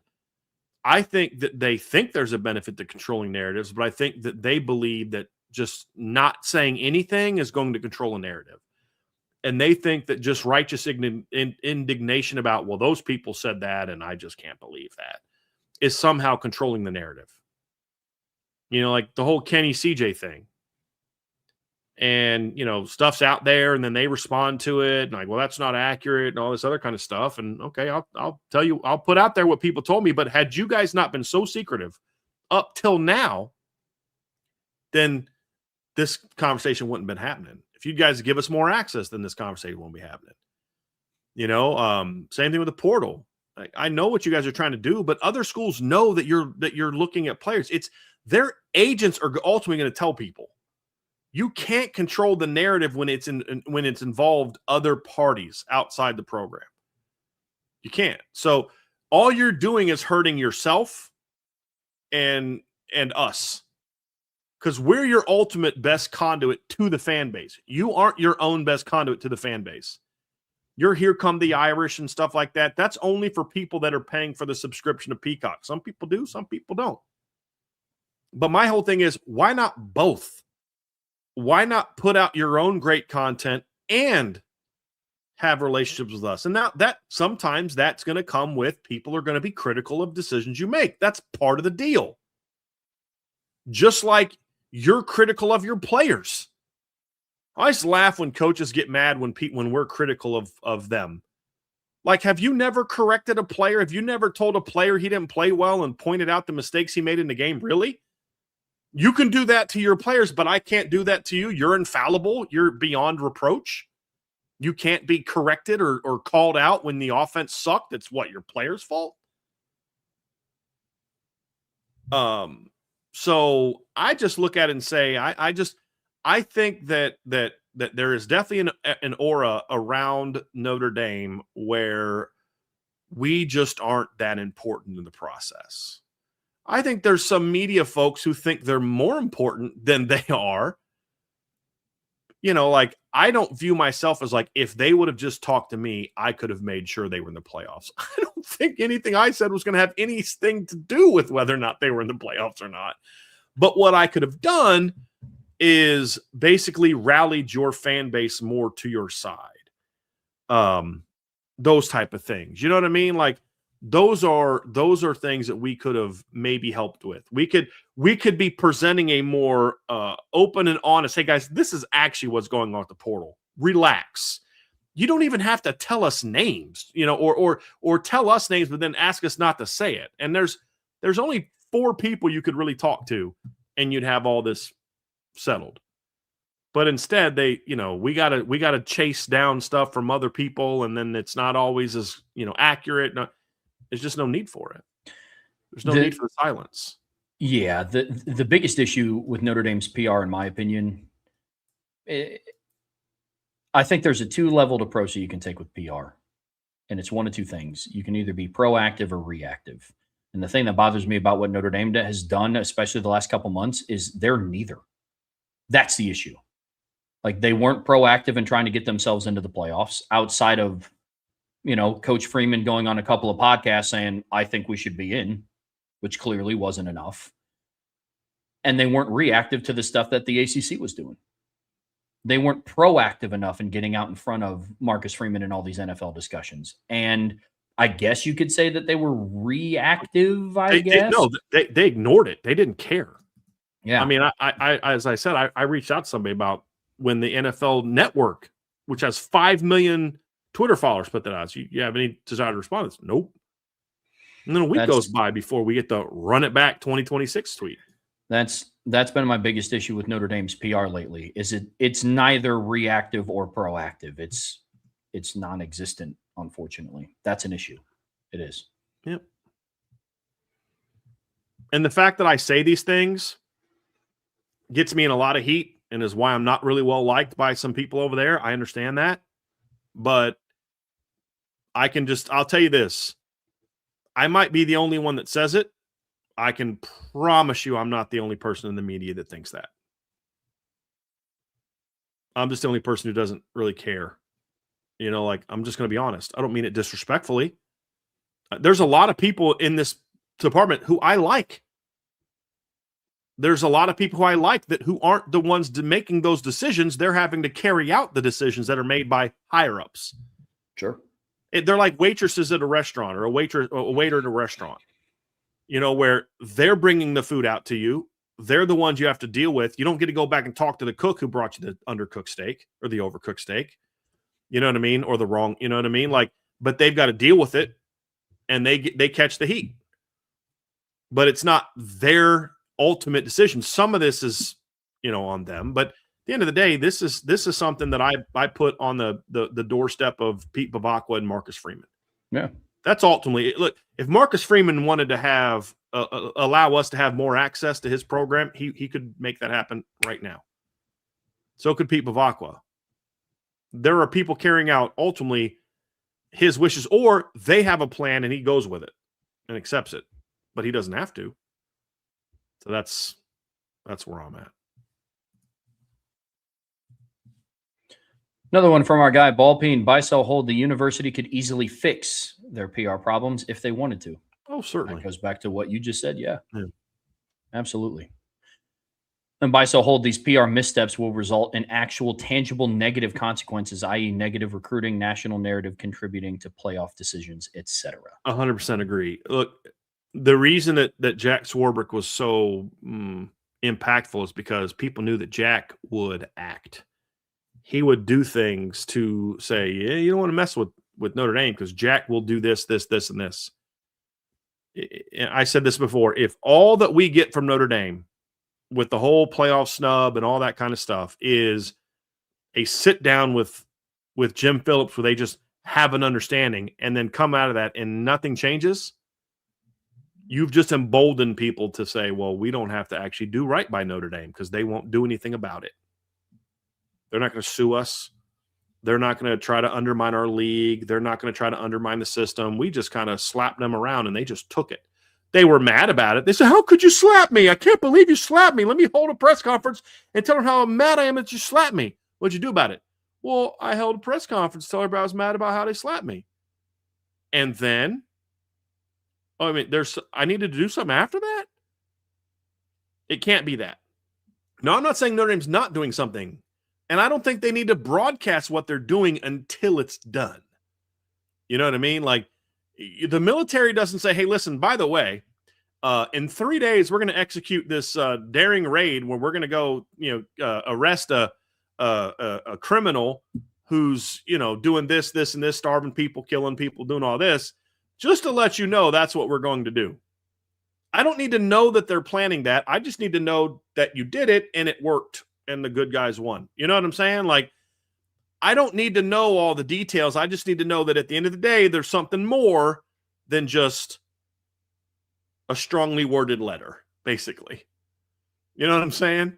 Like, because no one's going to care about that. So I don't care that there's silence right now. I only care if there's silence right now because there's nothing coming down the pike. That's what I care about. And if you are silent in that regard, then people will, like, why are bullies bullies? Because they can. Because they get away with it. When do bullies stop being bullies? When somebody pushes back. You know what I mean? Or sadly, when a bigger bully steps into the thing, you know what I mean? But like, you get the point, right? Like, absolutely. Hey, look at our founding. England kept, Britain kept pushing us and taking from us and doing this and doing that until when? We finally said, no more. We'll keep bullying you until you give them a reason not to. It's a good point. It's a very good point. I agree. Ballpeen Shillelagh, the current wide receiver core is loaded with potential, and we see Coach Brown's coaching chops come to fruition this season. As one or both of Faison and Greathouse have an exceptional year, and a sophomore or freshman receiver plays well in meaningful snaps. I'm hope buying this. I am. I'm hope buying this. I'm hoping that this is the year we finally get a chance to see. Because, like, look, this is the first time. Let's just say they don't get a portal guy. This will be the first time that Notre Dame's entire receiving corps has literally only really been coached by Mike Brown for at least 75% of their career. Even if they get a portal guy, everyone else will be developed by him. So develop them. Show your chops. Show your ability. Don't go get some guy, 3 guys from the portal again that somebody else went out and developed, because I don't give you credit for that. Agreed. Yep, I agree completely. I'm buying this Ballpeen strictly for the last part that you said. A sophomore freshman receiver plays well in meaningful snaps. Yep. Like there is something to be said about the type of performance that Faison or Greathouse have in 2026. But if they have good seasons, I'm not going to just sit there and chalk that up to, dude, Mike Brown's a wizard. Yep. Like, we've seen what they can do. It in the same light that I'm going into this past season, I wasn't like, dude, if Jeremiah Love becomes a Heisman finalist, Jaywan Sider is that dude. Like, it's just different. Like, Faison has been proven on the field. Greathouse has been proven on the field. Greathouse was proven on the field before Mike Brown even stepped foot on campus. And say the same thing about Jordan Faison. Now, if their game continues to elevate, then I will give credit to Mike Brown. But I'm buying this solely based on what you said at the final part. If a sophomore or freshman receiver that he recruited, that he brought in, that he developed plays well in meaningful snaps, yeah, that credit goes to Mike Brown. I agree. Agree with a lot of that. I will say this, however, that Jordan Faison has clearly improved as a player since Mike Brown has arrived. Totally. Yes. And he gets credit for that. Like, yeah, he was doing things as a freshman before Mike Brown arrived. And you could argue that his first full year under Mike Brown wasn't great. That's because Jordan was injured most of the year. Sure. But you can't take away, just generally speaking, you can't take away the fact that Jordan Faison improved as much as he did this season and not give Jordan, obviously, for the way. Anytime a player improves, the player deserves credit because he had to put in the work. But so does a coach. Absolutely. Rarely does a player improve a lot without the coach's help. That's not always true. I mean, we saw offensive linemen at Notre Dame improve in spite of their coaching. Fair. We saw some receivers. So, I mean, but it's when you don't usually make big jumps without that. You just rely on your talent. Oh, yeah. You know? Yep, absolutely. I could not agree more with that. I was talking more in the confines of Yeah. this upcoming season, but I No, agree I get what you're absolutely with saying. what I'm you're just saying. saying, like, I I want to see that next level guy developed. You didn't recruit Jordan Faison. You didn't recruit Jaden Greathouse. Sure. What's the player that Mike Brown recruited out of high school that has come to Notre Dame and turned into an impact player or even a good rotation player? This is going into year 3. Yep. And not one guy that you've recruited to the program has done anything like like Micah Gilbert, who I believe was committed before you were hired, but like you've coached him, but then he kind of comes and goes as a prospect. Yeah. How much he's playing. He catches a touchdown in the first game and then doesn't do a whole lot after that. So I mean, Micah Gilbert caught 9 passes for 93 yards this year. Caught 4 of them in the first 3 games. And the rest of the year, he caught 5 passes. That's not development. So I want to see him prove that, but I also think that he's done a good job with what he inherited. But there is more. The argument that I have and the frustration I have is people say he hasn't developed anybody. And then like, well, that's false. Like it's the continued thing. Like people who just like jump to one extreme and then you're like, dude, that's dumb. And you're preventing me from giving honest criticism of that coach because I have to spend all my time like pushing back against your childish, temper tantrums. You know what I mean? Like that's silly. Tom Rees is not a bad football coach. We can argue, is he a great football coach? Is he a solid football coach? Is he just kind of an average football coach? We can have that conversation. But this whole, he's terrible, well, that's nonsense. And now I have to push back on it because now we can't have a real, honest discussion. Same thing with Mike Brown. Mike Brown has a lot to prove this year. But to act like he's like, not done anything is like, well, now you're forcing me to push back on. He's a terrible recruiter. Well, okay, that's false. We can argue if he's a great recruiter. That's debatable. But you don't get the 5 guys you just got in spite of Mike Brown. That you see what I'm saying, Trev? Like that's where I'm coming from. And that's why I say, like, look, he has a lot to prove this year. But it also doesn't mean he's like been bad the last 2 years. He's been good, but I need to see better. Same thing with Joe Rudolph. Same conversation with him. He's terrible. No, he's not. Is he great? No, he's not. But that's what frustrates me is that's where the discussion always is. It's the people saying, no, he's great. And the people saying, no, he sucks. I'm like, you're both nuts. He's kind of in the middle. He's a good coach, but good isn't good enough on the offensive line at Notre Dame. So, it's frustrating. For sure.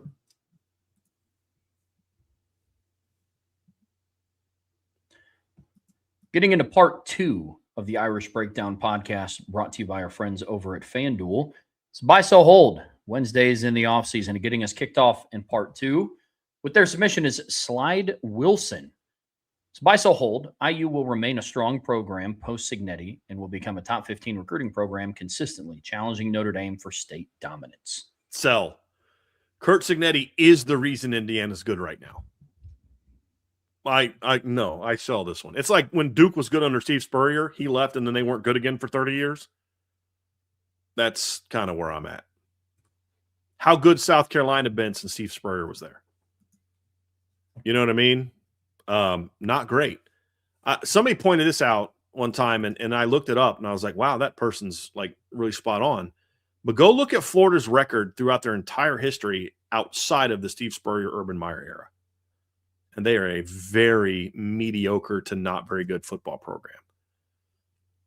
Like Steve Spurrier in his tenure at South Carolina, which is why it was funny, you fire a guy who they won 11 games in a row. In 11, 12, and 13, they won 11 games in a row. Had a couple down years and they fired him. And what have they done since then?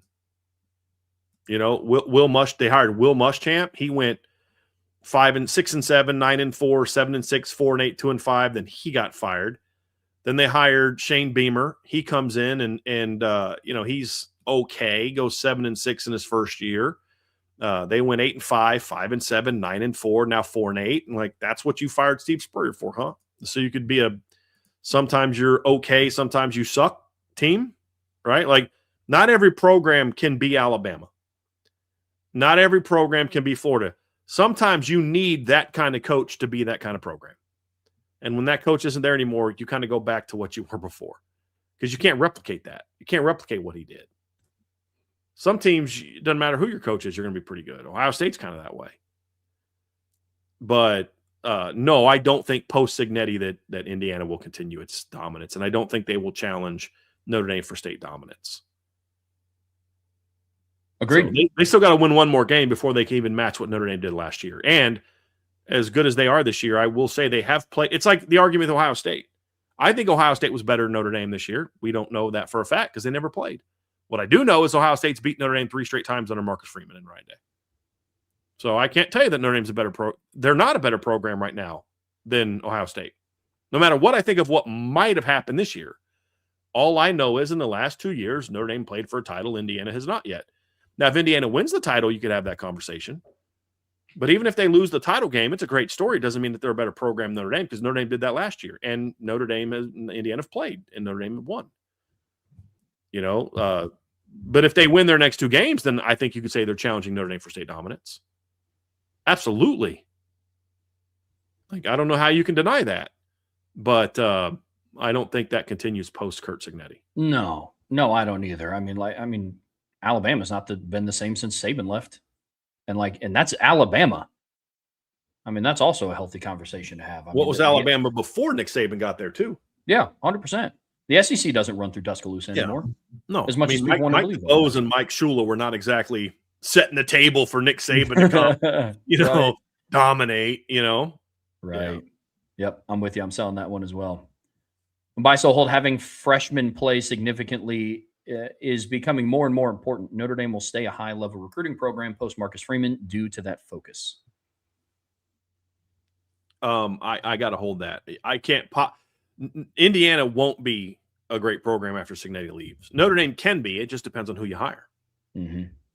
In theory, I can buy your comment, but who do they hire as the head coach? I mean, that's going to determine that. I got to see Very that. True. Very, very true. I'm with that.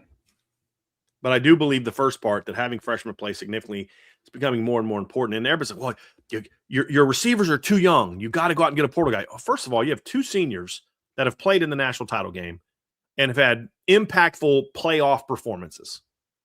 You have 2 receivers on the roster who have 100-yard postseason receiving games. Jaden Greathouse has 2. Jordan Faison has 1. And even though Jordan Faison didn't have 100 yards, Jordan Faison was a difference maker against Indiana 2 years ago, and he was a difference maker against Georgia. If you go back and watch that game and you look at some of the plays he made in that game, he was a difference maker in that game. And they're both seniors, and they've both been playing since their freshman year. They have experience. If you can't take those 2 guys and the talent you have at another position and still have a darn good receiving core with C.J. Carr quarterback, what are we doing here? Like, maybe the players aren't the problem at that point in time. But you got to have experience. Okay, Georgia ended their 40-plus year title drought with 3 freshmen and a sophomore as your top 4 receivers. Yeah.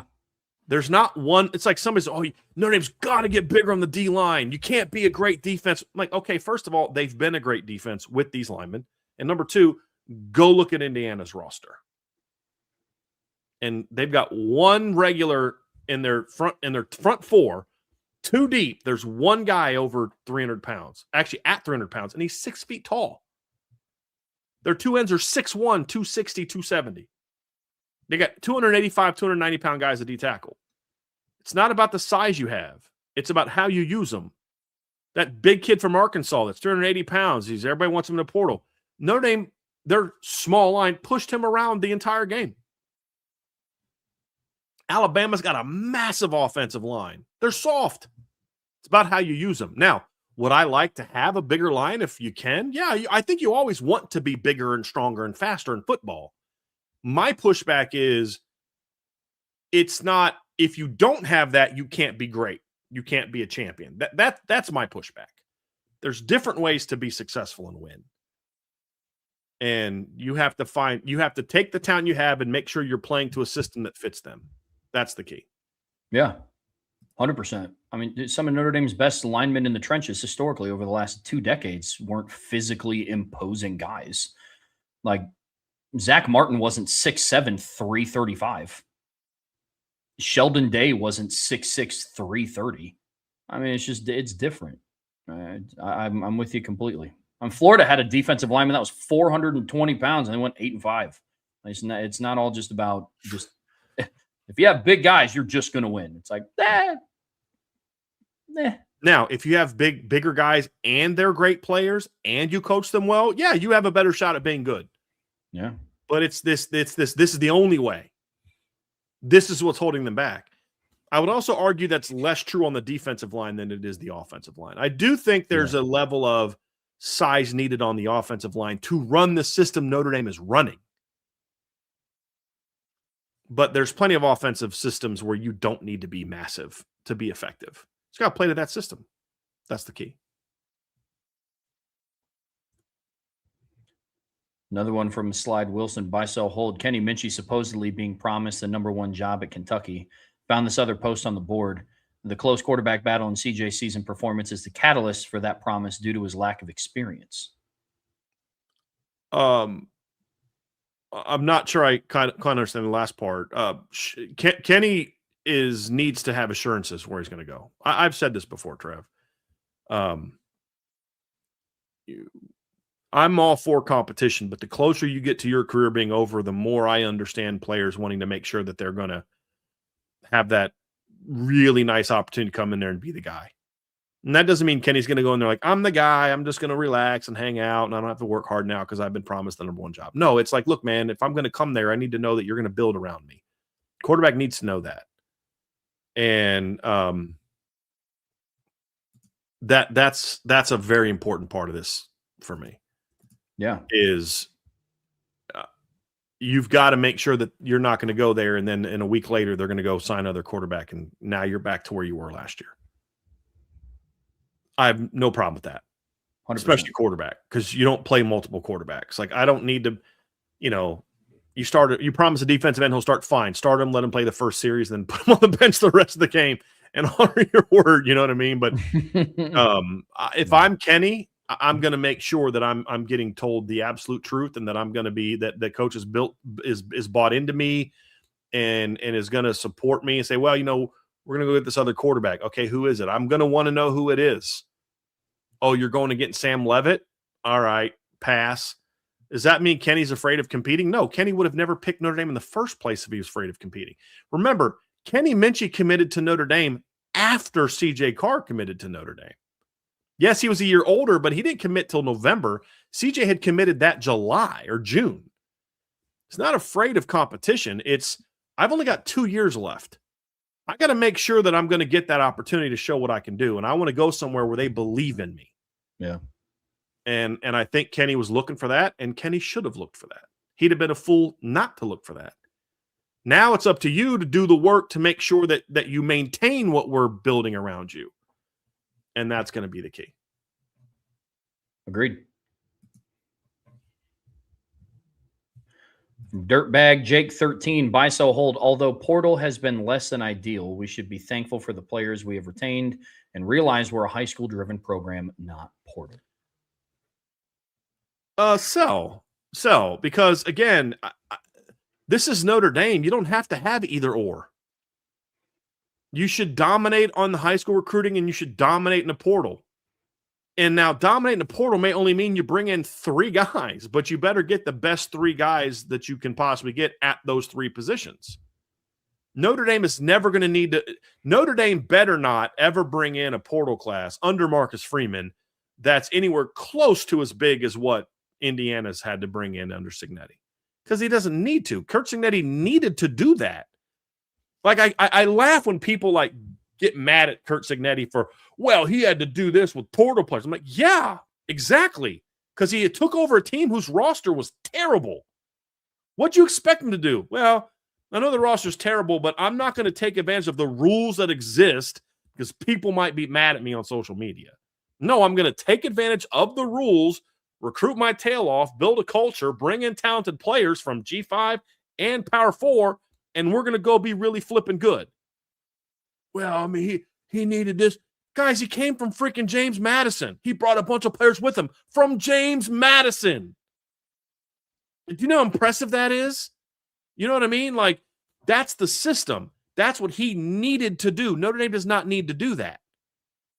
Why does he need to go get a bigger recruiting class? A, or portal class? A, they're going to lose a lot of guys, more than Notre Dame's going to lose. And B, they had the number 24 ranked high school class in the country. Notre Dame's had the number 1 ranked high school class in the country. They're doing very different things. Indiana doesn't view themselves as, well, what do we got to do to match Notre Dame? And Notre Dame doesn't view themselves, what do we got to do to match Indiana from a how we acquire talent standpoint. You got to make sure you're getting better talent than the other team. Notre Dame does it this way. Indiana does it this way. And both should include high school and portal. One team may need to rely on the portal more than the other. And that's fine. There's nothing wrong with that.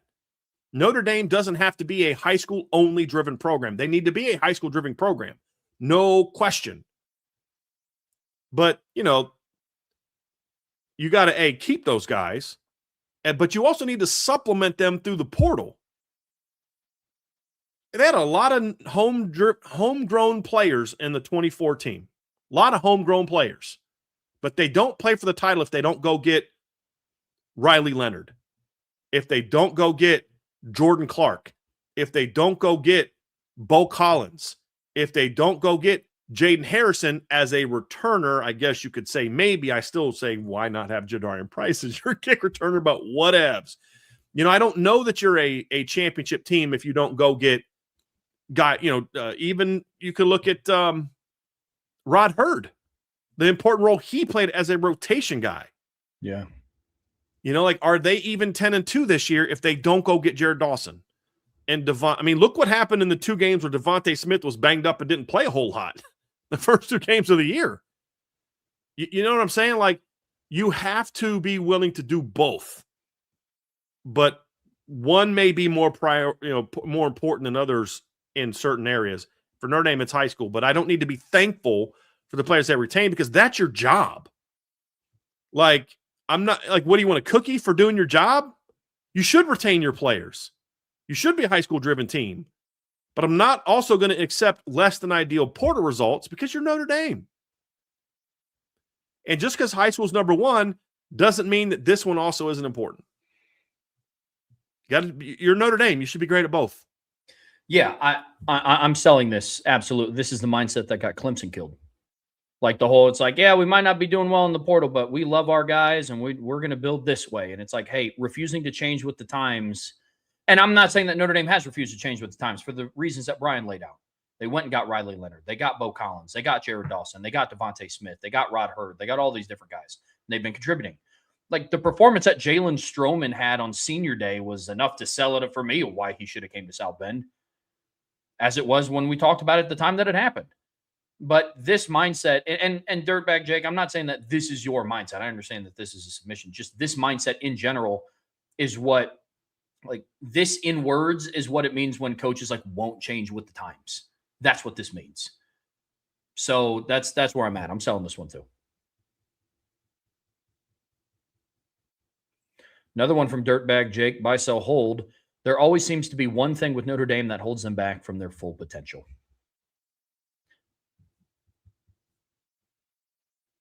Buy. That's been the story for 30 years. Yes, and it's most of it's self-induced. And that's been true forever. Forever. Since, I mean, even Lou's still here because the school kept fighting Lou on what they wanted to do. You know, to me, like, the thing that happened with Randy Moss, that was even more reason to bring him in. This is a troubled kid that needs to get out of that environment. And this is a place where we can, you know, as a Catholics or Christians, right? I mean, as a Catholic institution, should we not get that kid out of a tough environment where there's this kind of stuff going on and get him here and try to help build him up and rehabilitate him? And of course you should. Doesn't mean just let kids run roughshod. I mean, the goal should still be, you know, developing the young people. But like talking to Lou Samoji over the years and other people over the years, I mean, there was a very clear, we don't like how good the football team is at Notre Dame when Lou was here. And that's why they hired Bob Davie and not Barry Alvarez. And that was a self-induced thing. You know, I mean, there's been a lot of things that, you know, Brian Kelly shopping down a different aisle. That was a choice. And nothing the school was doing was cause that choice. You know, so you know, whether it's be coaches that I think do a good job, but then go hire bad assistants. You know, what could Notre Dame have been in 2015 if Brian Kelly would have hired Mike Elko instead of Brian Van Gorder? What if he'd hired Dave Aranda instead of Brian Van Gorder? You know what I mean? Yep. Whose fault is that other than your own? Yep.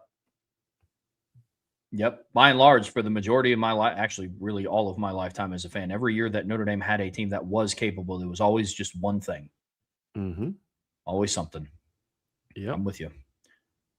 Buy, sell, hold. IB is still confident that the 2026 roster overall will be more talented top to bottom than the 25. Yes, but not as much as I was before the portal season began. Because you can't lose Josh Burnham and not replace him. You can't lose Armo Mukum and not replace him. I don't think you need to replace him with a guy that costs $3 million. You know what I mean? But like if Notre Dame loses Josh Burnham and replaces him with John Henry Daly and Keon Keeley, you're actually more talented than you were before. Because now you got two, you know, guys with a lot of talent. One's proven, one's not.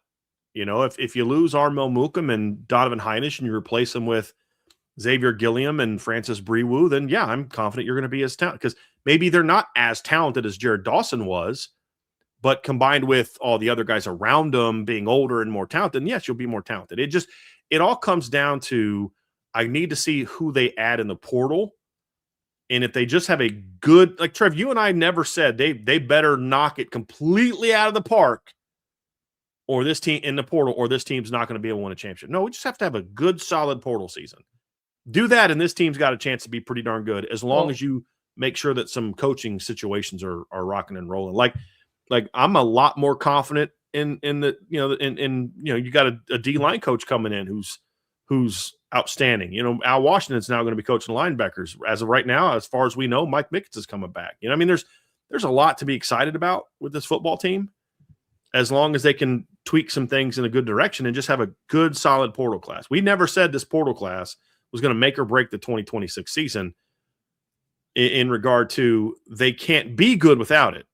But because of some departures, Donovan Heinisch retiring, Armo Mukum leaving, Josh Burnham leaving, now there is a level of you better have something in there to replace them, or yeah, you may not be as good, because we're talking line play. And that's a very important thing. I said, look, if they get a receiver, great. I want them to go get Reed Harris. I don't know if they will, but I want them to get that kid. You're a better team with him and the young guys. But if they don't, we've never said, well, there goes the season, because we think there's talent there. Same thing with nickel, same thing with tight end. But I do think you're in a position at D-line where you better get somebody to, even if it's just a depth, even if you just get Jalen Thompson at defensive end. He's a nice player from Michigan State. That doesn't move the needle. Like, he's not better than Josh Burnham, but at least you have a good veteran, solid player that can be an RJ Oben for you, because you got two dudes in the starting lineup next year. You know what I mean? And then coach up Rodney Dunham, coach up Ebenezer Utade, coach up Logan Thomas and guys like that, right? You know what I mean? Like, if you get one of Francis Brewu or Xavier Gilliam, and you got Elijah Hughes coming back, you move Chris Burgess inside, coach him up, coach up Cole Mullins, coach up Davion Dixon. Is it ideal? No, but coach him up. You know, and let's see how it goes. But it's not like if they don't get anybody, now I'm like, really, you're going to this season with Logan Thomas as your next best defensive end? Well, I thought you said Logan Thomas is talented. Yeah, he is, but he's also been banged up his entire career. And he's 215 pounds. You know, it's like those are the things I look at, Trev, and say, they got to do something. But I don't think it's like if you don't hit a grand slam home run in the portal, your team's going to suck. No, I don't think it's that either. I mean, I'll take it as far to say this. I never said, and this is just me personally, I never said that the 26 roster was going to be more talented. I said the 26 team would be a better team. That's not bad. I mean, the 2020 team was not more talented than 2015, but they were a better team. They weren't more talented than the 2019 team. Right. But they were a better team. Yeah. They were better. Like I never, so not even for the portal. I have said that I think next year could be the most talented team that they have if, a couple things happen. And so far, most of those things have happened. Yeah. Like the only one that hurts me from a man, you better do something. You're going to not be as talented next year is Josh Burnham leaving. Oh, sure. I mean, I'm looking at this more in the entirety, and I understand that you've said this before. I'm just coming at it from my perspective. It's like, look, even outside of the portal, there are losses on this team that you just can't really replace talent level wise. You can replace Jeremiah Love and Jadarian Price's production. There's nobody in that running back room that's Jeremiah Love. The other 135 teams in the FBS don't have a Jeremiah Love. So that's not a shot at Notre Dame. They need to do better and land somebody in the portal. There's nobody in the transfer portal right now that's Jeremiah Love. There isn't. Like, on the defensive line, even outside of the transfers with Armel Mukum and Donovan Heinrich retiring, like, it's still going to be difficult to replace Gabe Rubio and Jason Onye and Jared Dawson. And then once you factor in the portal guys, it's even more so. Like, I was under the impression, like, how I viewed it, this was geared up to be a better team. I don't know. That doesn't mean they're not talented, because they're still an insane level of talent. They're going to be more talented at defensive end next year, whether or not. See, this is where it's funny you say it, because, like, you're making great points, Trev, and I'm not saying you're wrong or right. I'm just saying I look at it actually differently. I think even if they don't get anybody in the portal next year, you could argue they're going to be more talented because they're adding Ebenezer Utade, Rodney Dunham, Elijah Golden, and Tiki Hola. But are you going to be a better team? Because those guys may not be ready. Sure. Talented. You're going to be more talented at wide receiver this year than you were last year because you lost 2 and you're adding 5. You lost 3 and you're adding 5. Sure. You're going to be more talented at tight end without Eli Raritan. Not because you lost Eli Raritan, because you're adding Ian Premer and Preston Frizzell. But are they ready to make you a better team in 2026? So there's different ways to look at it. That's why I do think the portal on the D line is needs to be there this year, because I do think there needs to be a bridge between what you have now and what you're bringing in. So that's what I'm referring to. Yeah, that's fair.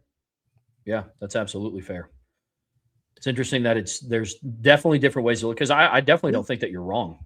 I mean, it's just there are a lot of losses even pre-portal, like losses in that, like just people declaring for the draft or running out of eligibility. That's like the wide receiver room doesn't have a Malachi Fields in it right now. Like, so very, very interested to see what they do moving forward. But that was a notion that I came into this offseason with. Oregon, Ole Miss, Miami, Indiana. I'd say Indiana's the only team in the playoff right now that has a Malachi Fields on their roster. Yeah. Big, tall, dynamic, you know what I mean? Like, so that's what I say, coach up the guys you have. Absolutely.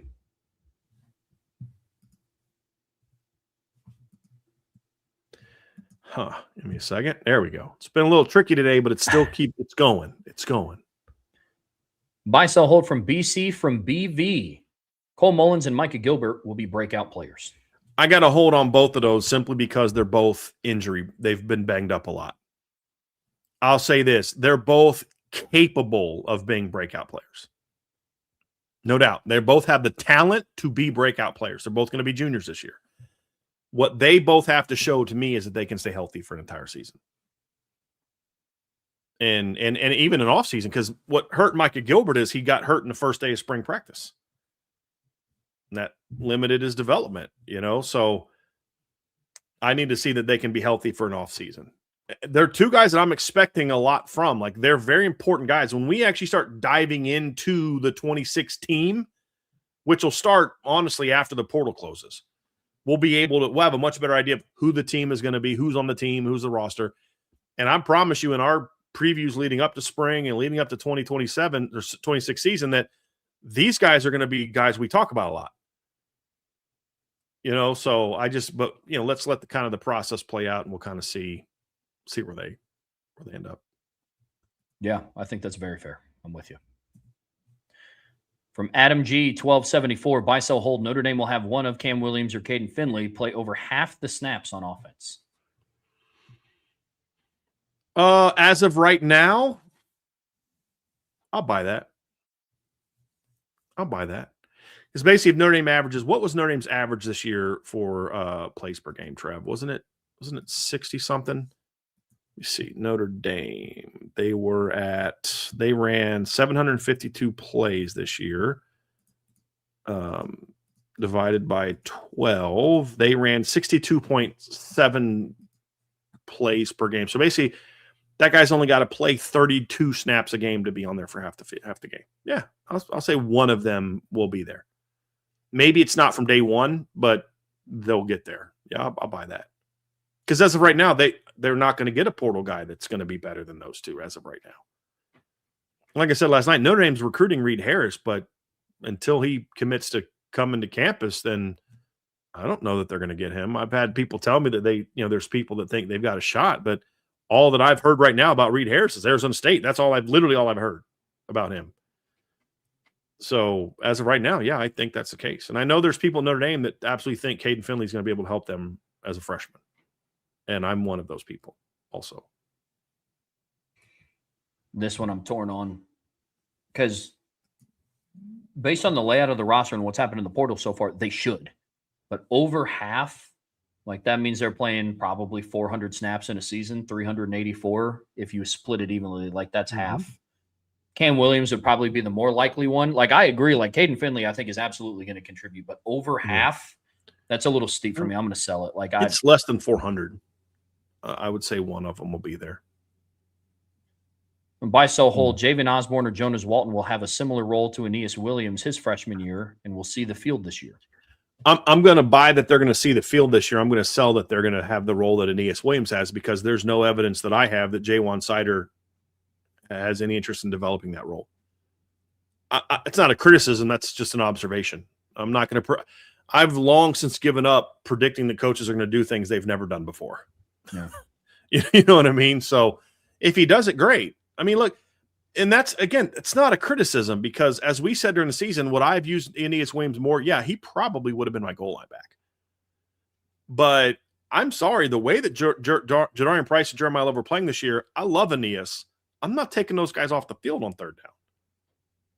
In 2024, it made sense. Neither of those guys were complete players. In 25, Jeremiah Love was as complete of a running back as Notre Dame's had for a long time. But absolutely. Yeah, there's just no evidence that he has any desire to build that kind of role, which is ultimately why I don't think he's as good of a running back coach as Dylan McCullough. But, that remains to be seen. Now, he's had clear 1-2 guys in the past. Is it going to be different now that there's not a clear 1-2-3 or 1-2? That's another part of the conversation too. So we're going to have to see how it plays out. But, and again, these aren't necessarily criticisms. I think he's a very good running backs coach. I mean, he had one of the best running back rooms in 2024 at Penn State, and they weren't as good as after he left. And then he had one of the best running back rooms in this year at Notre Dame. So, again, not a shot at Jaywan Sider. It's an observation that this is not something that I know that he cares to do. He's capable of it if he wants to. I just don't think he cares. Yeah. I would. If it was up to me, I'm buying that like crazy because you got to get one of those guys on the field. But I could then also argue, but yeah, you also got to figure out a way to get Nolan James on the field. I think you can make that case as well. So that's what I love about this room. Like, if they're all healthy, I don't care which of those 5 you play. Whoever wins the job, play them because they're all good. Just play the guy that is the best. Yeah, agreed. I'll be very interested to see what Jaywan Sider does this offseason because I would also argue that this is the first offseason he's gone into in quite some time as a running backs coach where he hasn't had 2 clear-cut guys. Like Nicholas Singleton and Katron Allen for 3 years were head and shoulders above what the other running backs were in Penn State's room. And then the 1 year he was at Notre Dame, Jeremiah Love and Jadarian Price were head and shoulders above the rest of the room, albeit a very talented room. So now that the playing field's a little bit more level, I'll be interested to see what Jaywan Sider does. To your point, he hasn't done it up to this point in his career, but he also hasn't had a running back room with this type of makeup before, I would also argue. Not recently. Yeah, I think he had a couple at Penn State where maybe he could have done it, but even then there was a clear number 1 and then a bunch of after that. So yeah, I agree with that. From the history expert, buy one and sell one. Okay. USC goes 10-2 in 2026 and has to play Notre Dame in South Bend in December in the playoffs. USC goes 5-7, hastening the exit for Lincoln Riley, moving up the timeline for the resumption of the USC Notre Dame rivalry. Oh, if I had to buy one, I'd probably buy the first one. I'd probably buy that USC goes 10-2 because you put in specific records. I think it's more likely that USC goes 10-2 this year and then plays Notre Dame in the playoffs than that they go 5-7.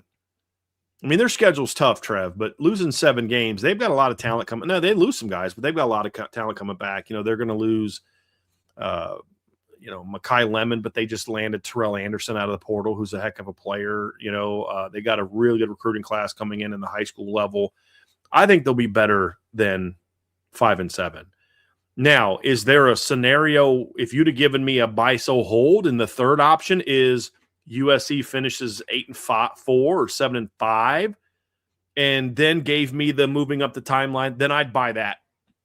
I'd absolutely buy that. I think if USC ruins the Notre Dame rivalry, which they did, no matter how much spin the USC people are trying to give you, oh, Notre Dame wouldn't agree to this. Notre Dame couldn't agree to your demands. They literally can't play week 0 every year. They've got their September's booked the next 2 years. Then, whatever. If they go 8-4, 7-5 next year, and you dropped Notre Dame to do this, then I think that accomplishes. And I think that's much more likely than 5-7. Lincoln Riley's a bad coach. That roster is not going 5-7 next year, in my opinion. But if it does, he's gone. He is absolutely gone. I am absolutely buying the first one. I'm more of I want to get my get back sooner rather than later.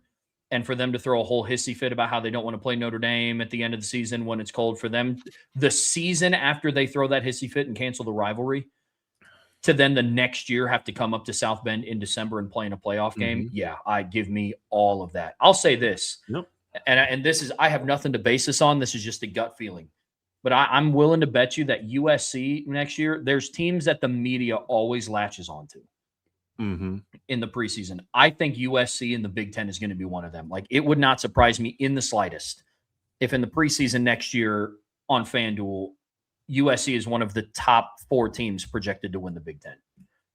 Because I think all signs are kind of starting to point in that direction. I think the 4 teams that are going to be talked about is going to be IU, Oregon, Ohio State, and USC. I don't think people are going to want to touch Michigan, and I don't think the expectations are really around Matt Campbell in year 1 with a lot of Iowa State players following him to Happy Valley. I think USC is going to be one of the top 4 teams that people are going to talk about. I have no evidence to back that up. It's just a gut feeling, but I absolutely could see it. Absolutely could see it.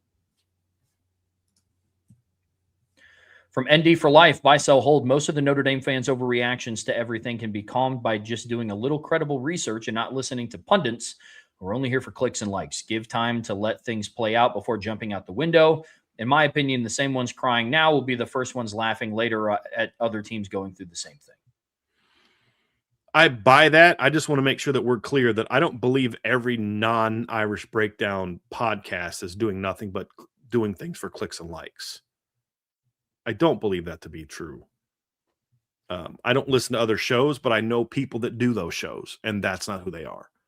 There are some, however, that are absolutely this. There's no question. I'm not trying to get in a pissing match of who are you talking about, Brian? It doesn't matter. I'm not trying to get into this childish beef between sites. I'm just sitting there saying every team has that. Every team has media that try to call it down call balls and strikes. They have media that just wants to be critical of everything just because it makes them feel good about themselves to criticize everything. And then they've got homers, and then they've got people that want to do things for clicks and likes. Every team has that. Every NFL team has that. Every college team has that. But the problem is, Sean Davis and I were talking about this the other day, and I think a big issue that we have right now is just as a society is we don't have great discernment. We don't put enough value on discernment. We don't put enough value on do your own homework. You'll just see tons of people that'll see something on Twitter and then just run with it. I'm like, you do know that's not true, right? It gets reported on the news and just assume it's true. Like, you do know that's like false, right? Like, you could have literally spent 10 minutes to find out that was not true. I mean, some of the things we've seen, like even people who I know and like and respect, hey, did you hear that so-and-so's jumping the portal? And they'll send me a tweet. And I'm like, bro, go to the guy's main page. It's no sports, no 3 sports instead of on 3 sports. Like, bro, spend 5 seconds looking at the profile of the person who you put out. It's the guy says at not Pete Thamel. You know what I mean? Like, give me 5 seconds of research before you flip out. So I think a lot of this is on us. Why do people do things for clicks and likes? Because they get clicks and likes because people don't have discernment. You know what I mean? There's just a lot of people that just want to be told that they're pretty. You know, it's just the reality of it.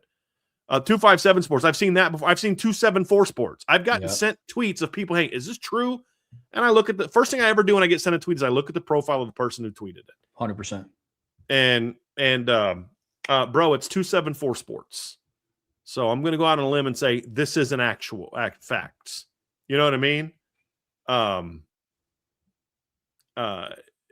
Trev, we've both fallen victim. We've both done that before. I mean, I'm not sitting there saying we're perfect, but I'm saying is like I'm that way because I've had to learn that there's a lot of BS out there. And then you learn discernment. And I think that's part of it too. But I also just think part of this too, Trev, is I don't think the fan base would be reacting the way that they are if the season hadn't have ended the way that it did. I think a lot of us haven't had a chance to simmer down yet. And then when we kind of simmer down, we watch a playoff game and we're like, we'd have killed both of those teams. And now I'm pissed again. And then the portal comes and it's like we as a fan base are like when you've got that pot of water on the stove and it's boiling and you just turn it off. And its temperature starts to get down, but as soon as you turn that sucker back on in 5 seconds, that bad boy's boiling again. We haven't had a chance to cool off yet. And so everything that goes wrong, it's right back to we're boiling again. And it all goes back to the way the season ended. I truly believe that. There are always some people that just like to be negative and like to be miserable. I think it's exasperated this offseason because so many of us, myself included, are still really pissed about how the season ended. We didn't get a chance to see them in a bowl game. We didn't get a chance to see them in the playoffs. We didn't get a chance to see all these things. And I think there's a lot of people that are still mad about it. So anytime there's negativity, it's like, here we go again. It's nothing but pot and that. I literally had a guy who I respect on the board say, we haven't had anything positive happen since the season ended. I'm like, bro, since the season ended, they signed the number 1 recruiting class in the country and hired Charlie Partridge as D-line coach. That's 2 right there. Those are 2 pretty big things, especially the number 1 recruiting class. Like you can say, boy, this isn't good. And talk about the things you're frustrated by. But when we turn into them and nothing's gone right, okay, now you're obsessing on the negativity. And then when you say, well, number 1, but then there's, I know we signed number 1, but bro, there's no buts. There's no buts that follow. We signed the number 1 ranked recruiting class. There's no but after that. It is just period, end of statement. That's an awesome thing. There's no but to that. Well, they may not all stay. They won't all stay. They never always stay. Notre Dame, I've never seen Notre Dame sign a class that everybody was there 4 years later. That happened before the transfer portal started. Go look at their 2018 class. You know what I mean? Like, and see what happened to that class. When you sign the number 1 recruiting class, I don't want to hear a comma, but insert some sort of negative comment. It's no, that's good. So I'm sympathetic to where we are as a fan base. Because I think a lot of this boils down to, since the season ended, we got screwed out of the playoffs. We as a fan base, like the team did, but like we've had to deal with that as fans. Our head coach went weeks without like commenting at all on whether or not he was going to leave for the NFL, as we had to listen to Josh Pate and all these other NFL people talk about how he's a candidate for this job, that job, and the other job. And now we're watching the portal not get off to a great start. It's understandable. And all the while, the administration and the leadership of the program just sat back and let it happen to them. And a lot of people thinking, why aren't they as mad about this as we are? Well, they are, but they're just not going to go show it the way that we are. You know, like Marcus Freeman's not going to jump on a podcast and yell for an hour like I did. Doesn't mean he's not as upset. I mean, promise you Marcus Freeman's more mad about this than any of us. But like, it's the perception of, do they care? Are they as upset about it as we are? Well, they are, but we just don't get a chance to see it. That's what I say. It's a PR problem. I'm not mad at the team for not being mad. I promise you the players are still mad about all this. They still watch every playoff game and like, this is bullcrap. We've killed all these teams. You know, but like, we just don't get a chance to see it. And that's where I think a lot of this negativity comes from, is I just think as a fan base, we're still kind of mad. And I understand that. But just two words that I wish the fan base would learn this offseason: discernment and compartmentalization. Be mad about this, but also be willing to celebrate this. And it doesn't have to be either or. Well said. My wife does that. She does like a word of the year, and she tries to like live that word out in her life. So that's what ours for Notre Dame in 2026 fan base: discernment, compartmentalization. We're going to learn those two things. How about that, fans? Y'all with me? Let's do it. My word of the year is relax, but that's been my word of the year for like 6 years. Right. So like I'm still working on checking it off the list. Yeah. I get it. From ND for Life, buy, sell, hold. The transfer portal is nothing more than NFL free agency on steroids. I'd say it's NFL free agency with zero rules and guidelines, and you know what I mean? Like, yeah. Yeah, I definitely think it's a substance you can take. I don't think it's steroids. I'll leave it at that. It's not steroids. It's NFL free agency on transfer portal. It's NFL free agency on crack. Yep. Yeah. That's exactly what I was thinking. Yep. That is absolutely. If the NFL free agency was on meth, you know what I mean? Like, this is what literally. It's literally. Buy, sell, hold. Wish that sometimes the Notre Dame top brass would speak more frequently on some of the hot topic buttons concerning Notre Dame athletics, not always leaving it up to interpretation. Absolutely buy. For example, hypothetical, if the Notre Dame head football coach was so upset with the way the college football is going that he was thinking of leaving for the NFL, hypothetically, how about you use your power as the head football coach at Notre Dame to push back on this, to speak against this? Hypothetically. Some food for thought. Just truly hypothetical. I'm not saying that sarcastic. I mean, that's truly hypothetical. I don't know that that's how Marcus Freeman feels. I'm using that as an example. Some coaches are. Kirby is. Dabo has. And look what Dabo did. He got mocked by the media because like the media is a big driver of a lot of this. These wussy pro player, I want to be liked people that have can't think past their nose. That how many times college football nerds put this out the other day, and I disagree with those guys a lot. I love what they do. I respect what they do, but we disagree a lot. That's fine. That's part of what's fun. But they made a comment just like that. Like, a lot of this is media driven. And there were people like us, like them, that warned you guys, this isn't the way you want to go. Oh, we're pro player rights. Okay, this is not how it's going to go. You say, well, this player has a right to do this. Well, there's always a counter. By you bringing in that quarterback, what quarterback on the current roster are you screwing over? This guy leaves. Okay, what does that do to his teammates who were counting on him? Yeah. Damon Williams tells his teammates, I'm coming back. I've signed a contract. Gets a bigger offer somewhere else, bails. Okay, that might be good for him. Think of all the players that hurts in the Washington locker room. Yeah. But you don't care because I'm liked. I'm pro player. You're also an idiot. Absolutely. Buy, sell, hold from B Jammin 41. Notre Dame fans should root for Miami to win it all. One reason: next year we both probably will be undefeated when we face off, and Notre Dame needs that marquee matchup win to boost the 2026 strength of schedule. Beating the defending champs would be huge. I think by November it wouldn't matter that they're the defending champs, and unless they're undefeated again. Like that would be the key. Is if you can promise me that Miami is going to be undefeated, sure. I honestly don't care about that. By the time you get to November of next year, I don't care about what happened this year. I don't. I don't have a problem with Miami winning at all. I can't root for them to do it. I just can't. I can't. I don't have it in me. Yeah, I can't do it because then I have to deal with that freaking fan base for the next year. Hard pass. I'm not rooting for anybody. I mean, if I had to, just from storylines alone, if you held me at gunpoint and said you have to root for a team, I'm going to root for Ole Miss. Yeah.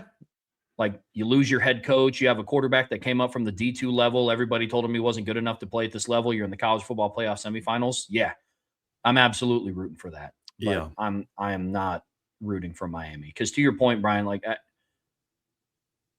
I don't, and that's your stance on that. And you're somebody that's like, you're the champs until somebody beats you type of thing. Mm-hmm. Yeah. And like, that's still your stance with this. I mean, I'm even more so on that side of like, look, it's a completely different team. Yep. Like who knows if Corey Heatherman is going to come back after the performance that he put on. I mean, for Miami fans' sake, I hope he does because he did a heck of a job this year. Yeah. Carson Beck's not coming back. Now, I don't know if Mark Fletcher is going to come back. Ruben Bain and Akeem Mesidor aren't coming back. It's a completely different team. So it's not, Now, if you could promise me that they're going to be undefeated, then sure, we could have that conversation. But sure, even then, there's no reason they can't. Yeah, I mean, yeah, because let's be real, we can boast about that, but no one's going to listen because they're going to say, "Well, they're not the team they were last year. They didn't have this guy, this guy, this guy, this guy, this guy." Well, and I wouldn't boast about it anyways. And even if they were undefeated, it's like, okay, but the year that they won the national championship, Notre Dame lost to them. So it's like, I would not use that as a platform for speaking on anything. And something you'll never hear me say, hey, we lost to the national champs. So Louisville and SMU beat the national champs. Mm. You know what I mean? Like, pass. You should have beat the national champs, but you didn't. Yep. So, yeah, I don't know that I can deal with the Miami fan base for the next year if they win the championship. No. I mean, I've banned probably 90% of them anyway already from our chat. So it's like, whatever. So we might not even hear. They have to do it. Yeah. Oh, goodness. Yeah, I get where you're. B-Jam, and I will say this. I completely understand where you're coming from. Your submission is 100% rational and well thought out. And I'm like the judge in My Cousin Vinny. That was lucid. This what overruled. You know what I mean? Like, you made a great point. I just can't do it, man. Oh, I just can't do it. Can't do it. Good movie. It is a great one. Did you say Utes? Yeah, youths. Let the record show the defendant's the witness is holding up two fingers. Your Honor, please, huh? Love that movie. I freaking love that movie. My favorite part is when Joe Pesci went into the jail cell and he first met the friend. Yeah. Oh, he's like, we gonna do this or not? It's like, this is happening one way or another. Matter. It's just like, what? Oh, it's so good. Yes, it is phenomenal. Great movie. Great movie. All right, let's keep rolling. Getting into part 3 of the Irish Breakdown podcast, brought to you by our friends over at FanDuel.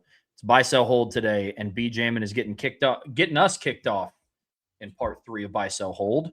Having a consistent top 10 recruiting class is more important than having a consistent top 2 portal class. For Notre Dame, yes. That's different for different teams.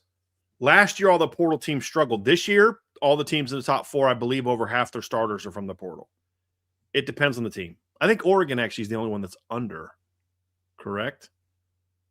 But some of the transfers from Oregon are multiple year guys. They're like Dante Moore's a portal guy, but he was a portal guy. Like, he's a year or two in the system. Depends on the team. For Notre Dame, I think having a consistent top 10 recruiting class is more important than having a top 2 portal class. Yes. I don't want Notre Dame to ever have a top 2 portal class, like ever. Because that means your roster got completely like rated in the offseason. Yep. I was just about to say that tells me one of two things. That tells me either A, your roster got absolutely rated, or B, you didn't have a top 10 recruiting class. Yep. That's what In that a tells couple in a row, and you Yep. just don't have talent. Yeah, 100%. agree completely. The buy sell hold. The Notre Dame returning wide receivers will surprise fans how good and deep they are next year. Buy. Yeah. As long as Mike Brown does the job I think he's capable of, I buy that. I buy that. Absolutely. Buy sell hold. Wisconsin will finish the season ranked next year because of their favorable schedule, unlike their 2025 schedule. Let me look this up, Trev. I'm gonna look up their 26 schedule. I know it's a lot easier, but I mean Notre Dame, it's a loss. At Iowa's a loss. At Penn State's a loss. At UCLA, at Maryland, maybe they can win those. And they got Michigan State, USC at home, Minnesota at home. I have a hard time seeing Wisconsin being 9-3 with that schedule. Now, they're having a good portal session. They got the Old Dominion quarterback. Like, I can't wait. One of the reasons that I'm excited for the portal season to be over is because, A, I want to talk about the 26 Notre Dame team. And then, B, I'm looking forward to talking about some of these teams that did well in the portal. But again, they've had some really good additions. And as D. Masick just pointed out, they also just lost Joe Bruner to the portal, one of their top offensive linemen. So, like, there's a lot to shake out. I'm telling people, guys, there's still a lot of kids that are going to jump into the portal over the next week, Notre Dame included. Like, not everybody that's going to jump in the portal has done so yet. There are some guys that are waiting until they have conversations and figuring out what they're going to do before they jump. I want to make sure I've got some interest out there before I jump in the portal. And so that's happening with every team, not just Notre Dame. And then there'll be some fresh portal guys when the playoffs are over. For people to go after.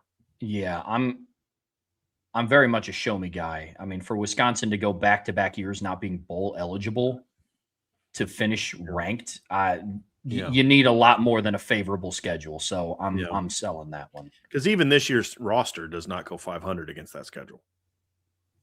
I mean, this year's Wisconsin team loses to Notre Dame, Iowa, Penn State. Even this year's, next year's Penn State team. They might lose at Purdue. They might lose at Maryland. They probably lose at home to USC, and there's a chance they lose at home to Michigan State next year. And Minnesota next year at home. So no, no. I think they'll be improved though. Mm-hmm.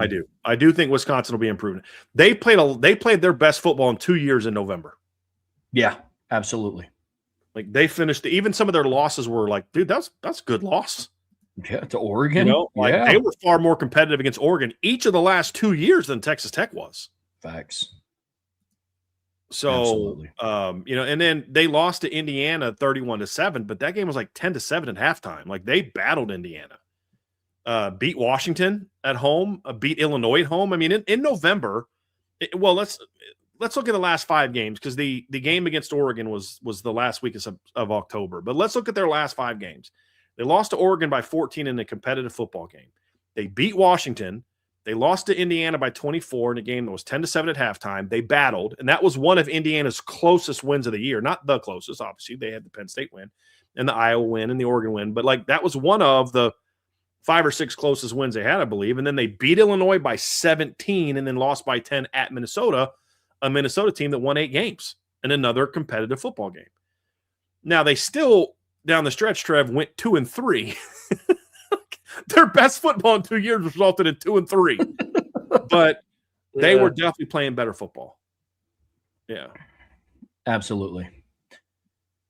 Buy, sell, hold. Notre Dame will have an All-American on offense and defense again in 2026. Definitely buy on that one. I think they'll have multiple. Yeah, definitely buy on that. On each side, yes. Yeah.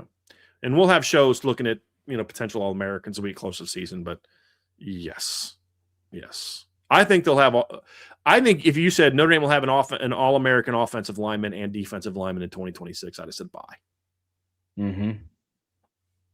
Absolutely. Another one from BJam 41, buy, sell, hold. Tyler Buckner's alligator arm throw during the botched extra point against A&M was rougher than the fumbled snap on the same play. So there was nothing worse than the fumbled snap. I mean, I played quarterback in high school, in college, started. I also was a starting holder. It is not easy to kind of get that ball and then, scramble around and get the ball in proper throwing motion after picking it up off the ground. It's not an easy thing to do in that situation where guys are not being blocked. Think about that. So no. And I agree. I really enjoyed watching him play when he could. Just wish his throwing motion didn't get messed up. 100%. Yeah. I've said that for years. I don't know who he worked with during that year he was off. But if you go back and watch how Tyler Buckner threw the football as a junior in high school, much different. And how Tyler Buckner threw the football at Notre Dame, it's a different player. That's where I say Notre Dame's had some bad luck. Like, they've had quarterbacks ruined by trainers. Phil Dracovic had a guy that messed with his throwing motion, jacked him up. Brandon Wimbush had a guy that I don't know who. I think his actually was the Notre Dame position coach. I'll tell you a little story. I was talking with a Notre Dame coach that did not recruit Brandon Wimbush. He was an offensive coach. And we were talking, and he was kind of loved Brandon, thought he was a great player, but he's like, man, if only he could throw the football. Because he was such a dynamic playmaker. And I said, bro, he used to be able to throw the football. He goes, what do you mean he used to be able to throw the football? I said, my man, go watch his high school film. Go watch him throw for 400 yards against IMG. Just, I'm going to go watch that right now. He calls me back. He goes, what the hell happened to that kid? His exact words. What the hell happened to that kid? That's not the kid we're coaching.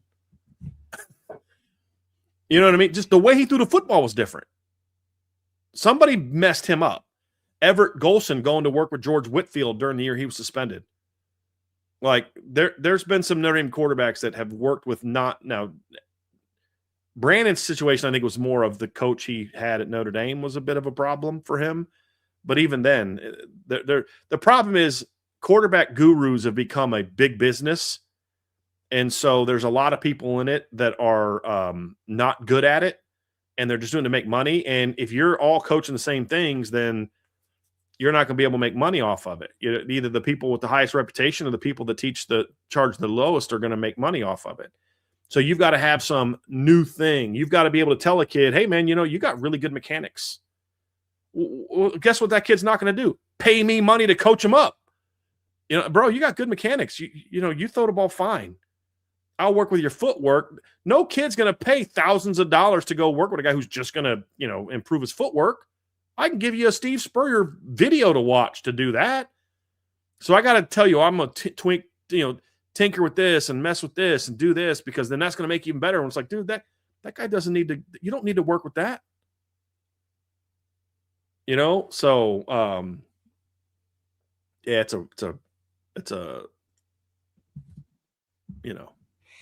a problem. Agreed. But yeah, he would have been he'd have been so good if he didn't throw up his mess up. He still has had one of the best quarterback games that we've seen a Notre Dame quarterback have in the last 7-8 years. I know people who just like to be negative about stuff will remember the 2 interceptions he threw against South Carolina, and they were not good. One of them, the Notre Dame coaching staff will tell you, was 100% on them. That goal line interception got ran back. That was 100% on the Notre Dame coaches, and they will tell you that because they told him, this is where we want you to throw the ball, because they didn't anticipate the backside safety being there. They thought they were going to get this coverage, and they ran a play thinking they were going to get this coverage. They told him, throw the ball. This is what they told me. We told him to throw that ball. As on me. Now, the other ball, that was not – one was tipped, but that was on the coaches. He was exceptionally good in that game outside of that one early turnover that got picked off. He was so good in that game. It's just we never saw him healthy enough, and then we just never saw him be able to throw the football the way that he did in high school. Yeah. It just – not even like, he dominated bad competition. I'm saying the way he threw the football. Biso Hold from Stony, your rankings of the impact these receivers will make next year: Cam Williams, Micah Gilbert, Elijah Burris. I'm going to buy Micah Gilbert. I don't want to buy whole sold any of those guys. I'm going to buy all of them. I just I'm not going to answer the question in a Biso Hold fashion because I don't want to Biso Hold. I'll rank them in where they are right now, most likely. And I'll say Micah Gilbert, number 1, Cam Williams, number 2, Elijah Burris, number 3. But it's very close between 2 and 3. Yep. I just, what I mean? Like, I don't want to sell Elijah Burris or Micah Gilbert or Cam Williams. You know what I'm saying? Like, I get the question. Selling it, Yeah, selling it makes it sound like they're just not going to have an impact. And it's Right. like, it just, Right. I get that completely. Right. From Colin Roth, buy, sell, hold. Buy, sell, hold these former Notre Dame safeties: Alohi Gilman, Matthias Farley, Tom Zibikowski. Again, I'm not selling any of those guys. So I'll rank them of who I think was the best safety. Alohi Gilman 1, Tom Zibikowski 2, Matthias Farley 3. Who would I take? Depends on what my needs are. Do I need a quarterback on the back end of the defense? If that's the case, I'm taking Alohi Gilman. Do I need a playmaker that's going to come downhill and wreck shop and, we don't necessarily have a great punt returner? I am without a doubt taking Tom Zibikowski. Mm-hmm. There's no defense where I'd take Matthias Farley over either one of those two, but he was a good football player. I mean, he started more games, I believe, in the NFL than he did in Notre Dame. Yeah, he did. He did. But they were all good football players. But Alohi and Tommy, it's like, which one would you take? It just depends on which offense I'm running, what defense I'm running. Yeah. And what do I have a need for a cover guy, a guy that can get everybody lined up, or do I need a playmaker? They're different players. But if I didn't have a good punt returner, that might be the thing that puts me over the top on Tom Zibikowski, because that dude was a difference maker. Yeah. I put him, where I put him now in today's game? I'd put him in nickel. 100%. Kind of like a role position. When we do some of these like build your own teams, I always talk about bringing Tom Zibikowski down to my nickel. That'd be nasty. Yep. That'd be absolutely gross. I mean, could you imagine him playing Rover and Mike Elko's defense back in the day and Clark Lee's defense at Notre Dame? Yeah. Could you imagine that? Yeah. I mean, that would be gross. That'd be real fun. But the Matthias Farley conversation, I think that's more of a testament too, as well, to how far Notre Dame's roster has come at safety. I like Matthias Farley. He's a quality football player and went on to start in the NFL. But Matthias Farley is more of Rod Hurd. He's more of a Jalen Stroman than he is a Tate Johnson, than he is a Xavier Watson, he is a Don Schuler. And I mean, that just goes to show you, back then, Matthias Farley was a starter at Notre Dame. And now, like, that caliber of player, albeit a good player, but that caliber of player is now just kind of in the rotation, sort of. I think it's a testament to how much they've developed too. It's the impressive. Talent level is so much different from this team compared to the very first Marcus Freeman team. Oh yeah, across the board. There's other positions where you could argue there's positions on that 22 team that you could say maybe they were more talented at a position. You can maybe argue that. It's debatable. Oh, I would. Yeah, I could think of tight end, left tackle. Well, I mean, when I mean position, I mean like a group. Oh, like when instead of like left tackle, is the offensive line more talented? Yep, I get what you're saying. That's what I'm referring to. Like a group, a room. But I mean, I don't know that. Like, okay, 22 versus 26 of if we're just talking guys that are coming back that we know are coming back. Quarterback, this team, 26. Yep. Running back, that is one that I think is a little bit more debatable, right? You had Audric, you had Logan, you had Chris Tyree. Like that room was more proven of what we know about them, but talented, it's debatable. Let's call it let's just err on the side of the what we know, and we'll go with 2022. How about that? All right. And Jadarian was also in that room. Was that the year he was hurt? Yeah. Yeah. 23. I mean, wide receiver, this team, in my opinion, and no question. Tight end, I go advantage 2022. You had Michael Mayer, Mitchell Evans. Like you had a better tight end room. I don't know if your 4, 5, 6 was as good, but the rotation, offensive line, the current one. The current team is more talented, even though there's no Joe Alt. But I'd say I'll see your Joe Alt, and I'll say, but I've got Gerby Lambert, Will Black, and Charles Jagasol. If we're just talking talent, defensive line, defensive end, no question, this team.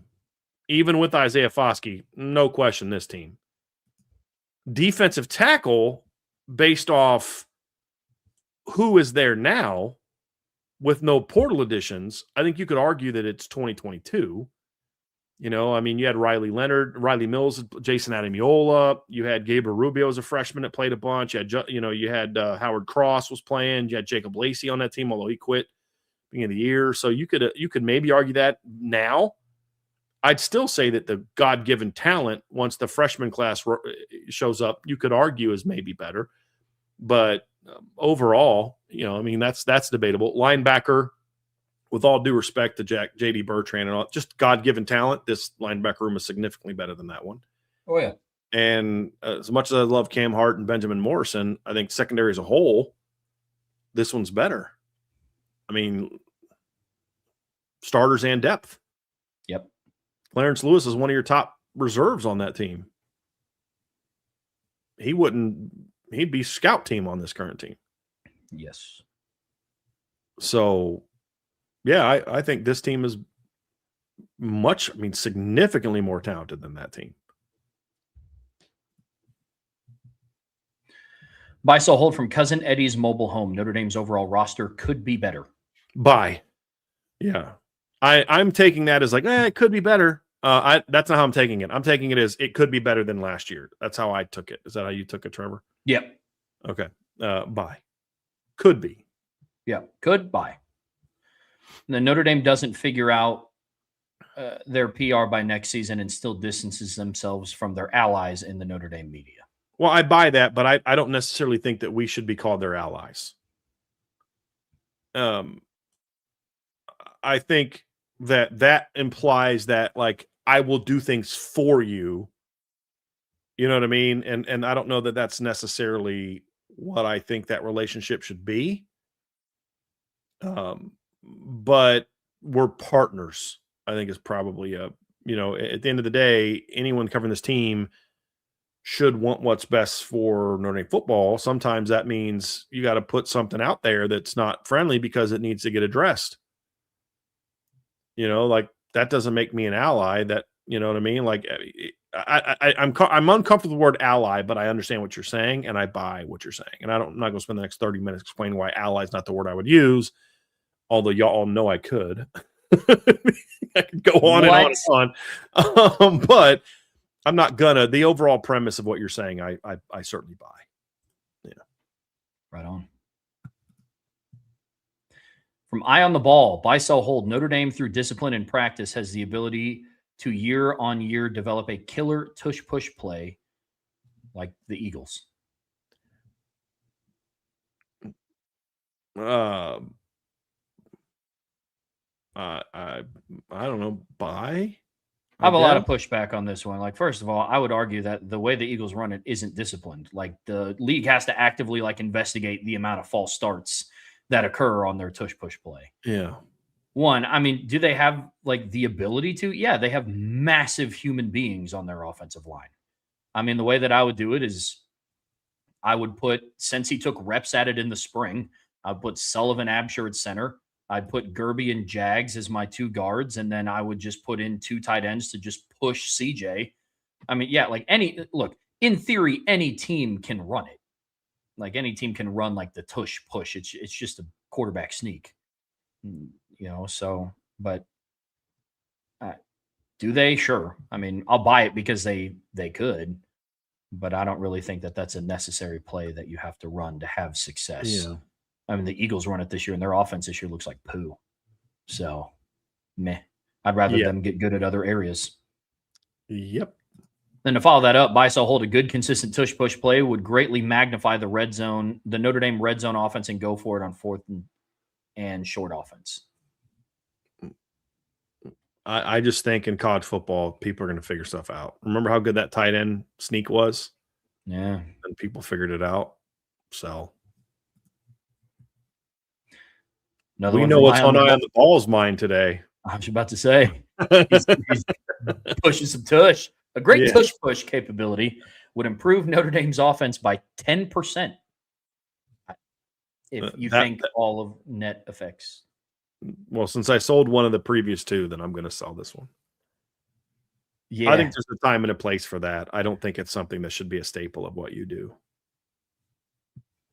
I just don't. Yeah. Another one from Eye on the Ball. Buy, sell, hold. Using the Chicago Bears 2 tight ends offense as a successful model and the plethora of talent Notre Dame now, do you believe Denbrock features the 2 tight end offensive set with expanded importance? So I think the most talented room on your roster right now, including it when you include experience, is still wide receiver. I still will see 11 personnel be more of a focal point of what they do than 12 personnel. Having said that, I do think, as we talked about yesterday, that we could see a little bit more 12 personnel than we did this year if James Flanagan and Cooper Flanagan both have good off seasons, because I think it accents your run game. Yeah. And I think we especially see it in the red zone. I could definitely see it there. So I'll buy that. And to me, that would make it more important.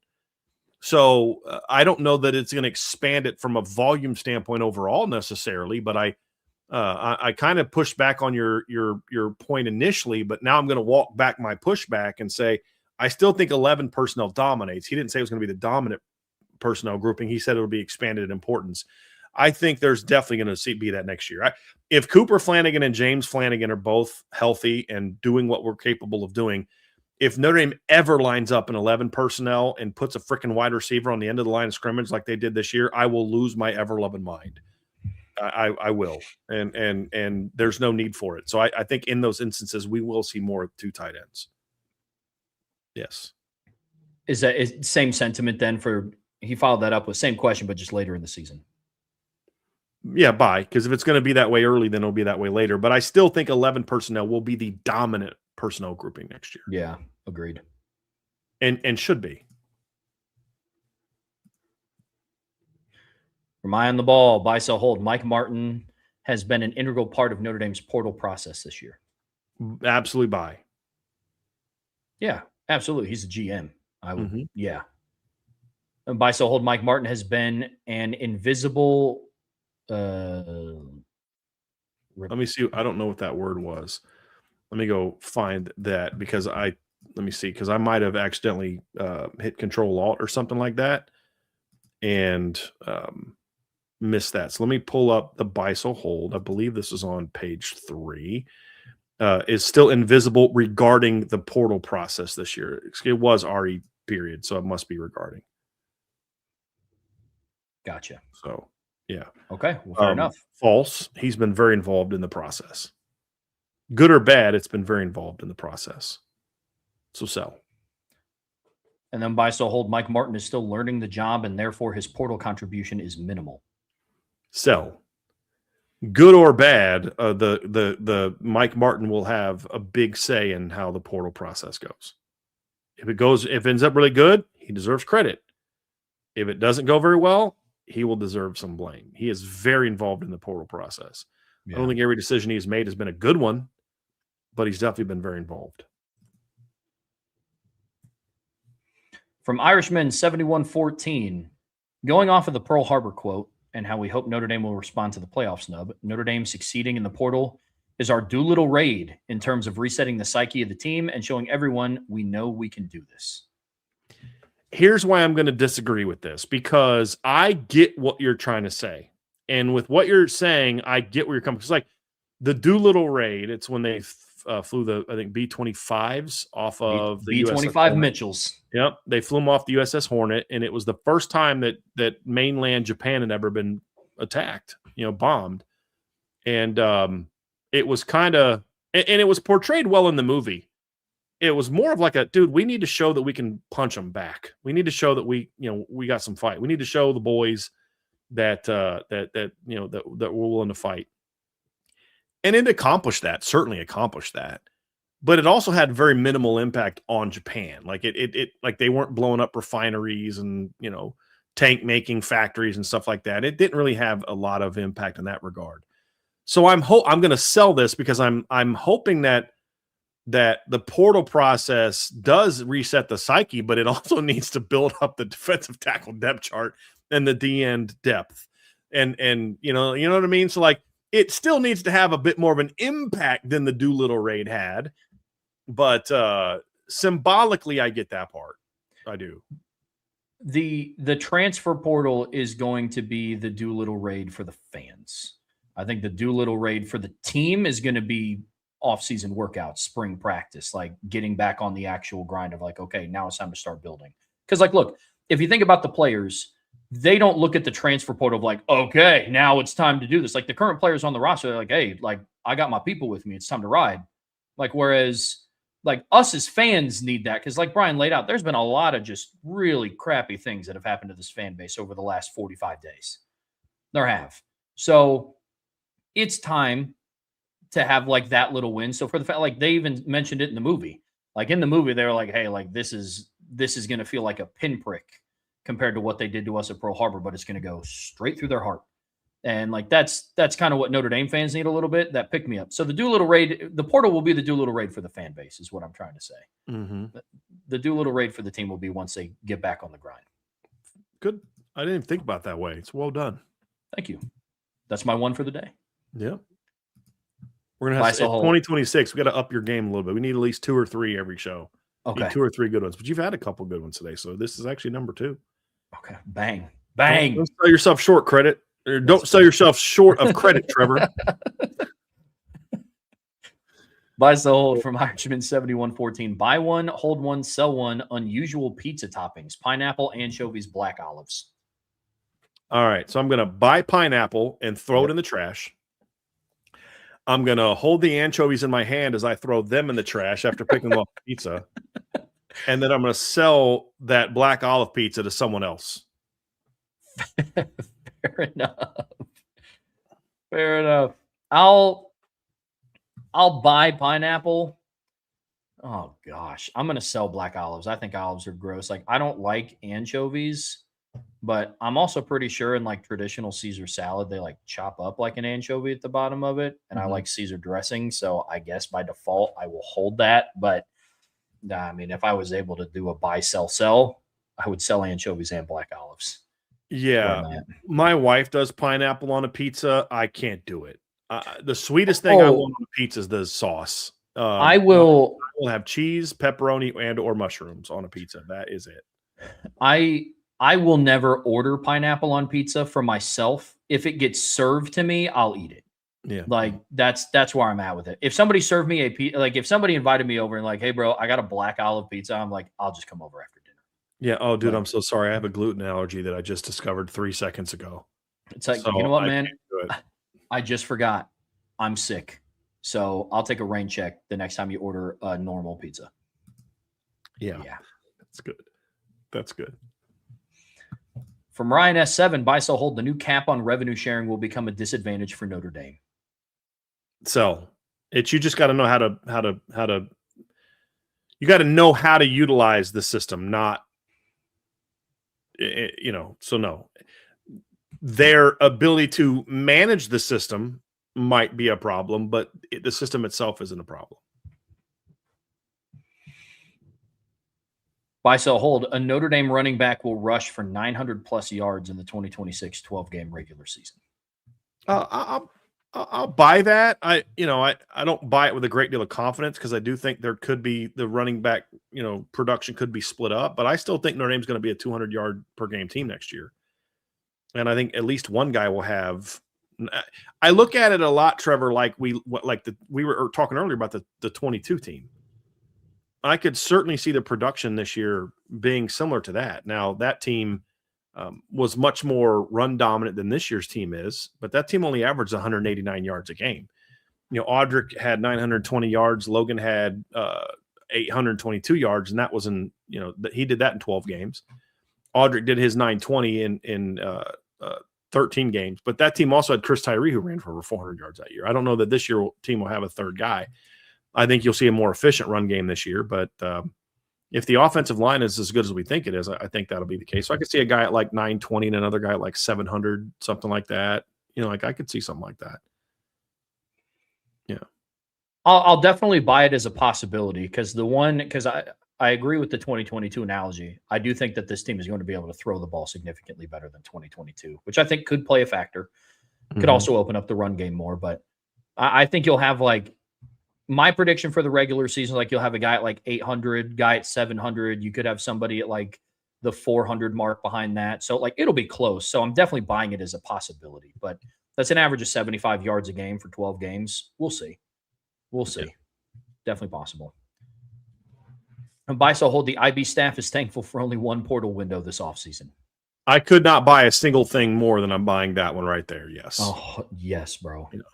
Yes. That is my strongest buy of the session so far. Yeah. 100%. From 13 Reasons Why, buy, sell, hold. The more money programs spend on players, the shorter the leashes for the coach. Oh, yeah. Absolutely. And it should be. I mean, that's kind of how it is. Hey, I'm paying you money to do a job. I'm giving you money to do a job. I expect results. Mm-hmm. I mean, that's how it is in the NFL. That's why you see coaches get turned over so much. It's like, yo, we just signed all these players to max contracts and you can't make the playoffs with this team. Yeah, you got to go because I can go out and find somebody that will. I absolutely agree with that completely. Now, you do have some programs that take it to the extreme, like firing James Franklin a year removed from. Which was dumb. Yep, agreed. So you have always that program that takes it too far. But yes, by and large, I agree with you. And buy, sell, hold won't be long before we see articles about how much money it takes to win a national championship versus how well a team recruits and develops players. Oh, gosh, yes, because it's easy, low-hanging fruit. You don't actually have to know football to make that argument. And there's a lot of media people in nationally that don't know football, so that's an easy buy. I would assume that there's already been articles like that. I think there have Ohio been. State last year, so Yeah. That's definitely a buy. Yep. And buy, sell, hold. They hate us because they ain't us. Buy. Very much buy. Yep. From BK's last brain cell, buy, sell, hold. Letting Mookum walk will be one of the worst moves this offseason. Yeah. Yeah, I think so. Yeah, I think so. It's not but it's one of. I mean, there's been no not say mistake. I don't say blunder. There's been no portal entry that's more damaging than losing Josh Burnham. But I'd put his in there. I'd put Mookum's in there as well. I'm going to, and this will be my first and ideally only one of the day, but I'm going to hold this one because it depends on what they do to backfill him. I will still feel the way that I feel because my whole thing is, let's say they get two guys. I'd say it's back what I said earlier. Wouldn't you be better with those two guys and Armo Mookum? Sure. No, that's totally fair. That's totally fair. I mean, we've talked about it before. Like, I mean, we talked about it earlier in the show. We are firm believers that Notre Dame is going to be one of the favorites on sites like FanDuel to win the national championship. I would say that they're probably going to be a top 3 favorite going into next season. You need all hands on deck to do that, and Armo Mookum and especially Josh Burnham were going to play a major role in that. So I'm with you completely. Some of it does depend on what you replace it with. So but you're better off with both. So it's a fair point. Going into the portal season, counting on the portal to fill the need at boundary as opposed to locking in and getting Gilbert and Williams ready was never the best decision. I'm gonna sell that because I go back to why can't you do both? Why can't you go get a boundary receiver and then coach up like crazy those younger players? We've seen it in the secondary multiple times. Notre Dame went out and got Rod Hurd in the portal. Good football player. Had over 2,000 career snaps. Believe he was an all Big Ten player in 2024. 3, I think. And they went out and got him. And what happened? He became a rotation player. Why? Because Adon Schuler broke out. They coached him up, and Adon went out and started as a redshirt freshman on the team to play for title. This year, they went out and got Jalen Stroman to come be a starter. But they also coached up Tay Johnson and coached up Luke Talich. And look what happened. It was Tay Johnson that emerged as the best guy in that room. You know, and Jalen Stroman was still a very important part of the rotation. Go look at the Syracuse game when Tay got hurt. Why do we have to? Why it should not be an either or. And any Notre Dame coach that makes it an either or is someone who I don't respect their job as a coach. You got to do both. You got to do both. Gino Gaduli, 2024, they bring in Riley Leonard. He had 2 jobs in 2024, coach up Riley and then coach up Kenny and CJ. And he did both well. And Steve. And he did both very well. Why has it got to be one or the other? Why can't it be both? It should be both. The one thing that I want to point out too, and this is coming from somebody that's been pretty critical so far this offseason of Mike Brown, I also can't say with any certainty that that's not what's going to happen moving forward. Correct. That very well, on the flip side of that coin, they very well could have been like, hey, we got to get these other guys ready, but exactly. we need kind of that, like, I don't want to say like fail safe, but almost kind of like your fail safe plan of if one of those two aren't ready, you have a receiver in Micah Gilbert that has an injury history. So then you're kind of putting your chips on Cam Williams, who going into his junior year is still having some of the same struggles he had as a freshman. So I understand it. So as somebody that's been very critical of Mike Brown, I also can't sit here and say that they're not going to do that. But point by and large is that it is now you should be doing both. So I agree. I wanted to put that caveat out there because I have been very critical of Mike Brown up to this point. We don't know that he's not planning to do that. To your point, there's the assumption that he's not, and I don't think that's we're constantly having this debate of should you do this or this, and our answer continues to be do both. Yep, absolutely. From BK's last brain cell, buy, sell, hold, starting Gilbert and Williams in the boundary. Focus your passing game on Great House. Work inside, outlet the young kids round into form. You don't gain experience without playing. I completely agree that you don't gain experience without playing. And that's one of my frustrations. Like why are they recruiting Xavier Townsend? He's a nice player. He does not move the needle, and all he does is take reps away from Logan Saldate and Bubba Frazier and Braden Robinson and Scrap Richardson and Elijah Burris. He's a veteran. He knows how to play. I don't care. Eventually, you're going to have to coach these kids up unless you don't plan on being here, very long. And if that's the case, then leave now. Because otherwise you're ruining kids' careers by not working with them. I'm not saying anyone's doing that. I'm making a point. So I just think any conversation about how to build your receiving core that doesn't include Jordan Faison as a prominent role of that as well is also a little bit misguided. I think Jaden Greathouse absolutely needs to be a focal point of the pass game next year, not the focal point. Part of it's going to be game plan related. There's going to be weeks where you're going to need your Z to be the guy. There's going to be weeks where you need your slot to go off. There's going to be weeks where you need your boundary to go off. But Jaden Greathouse and Jordan Faison need to be who you build your pass game around. And I think it will, because they built their pass game in 2025 around those two positions. So I expect it to be there. Then buy, sell, hold. Notre Dame will get something out of Brennan Vernon and Sean Sevillano. Can I hope by that? Yes. Anytime you got a brand new position coach, you never know. I'll make this is a guarantee for 2026. Somebody is going to break out on the D-line next year because somebody is going to benefit from a new voice. That's not saying it's a bad thing. I think Liam Eichenberg flourished after Coach Easton left. For whatever reason, that just wasn't clicking with him. That doesn't mean Harry Easton's not a great coach. He was. Every great coach will have players that just didn't benefit from their tenure with him. And every great player doesn't necessarily thrive the same way under every coach. I mean, it's somebody's going to take to his, because the other thing too is when you have a new position coach, guys that kind of felt like, well, I got no hope, now can say, hey, now I've got a fresh start to go prove myself. And so, yeah, I mean, will it be one of those two guys? I don't know. It could be Chris Burgess. It could be Cole Mullins. It could be Davion Dixon. It could be a lot of different guys. But somebody will on the D-line because of the new coach. And again, that's not a shot at Al Washington. That's always true when you have a new position coach. Somebody will say, hey, now I'm getting opportunities I didn't get last year because there is no Gabriel Rubio, there is no Chase Onye, there is no Donovan Hinish, there is no Jared Dawson. So somebody will. I don't know if it'll be one of those two, but I'll hope so.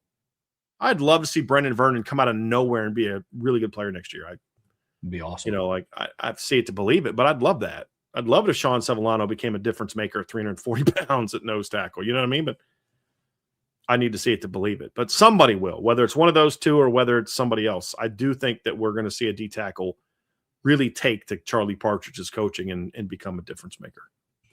Hey, maybe they'll drop the weight off of Vernon and move him back outside. Who knows? Yeah.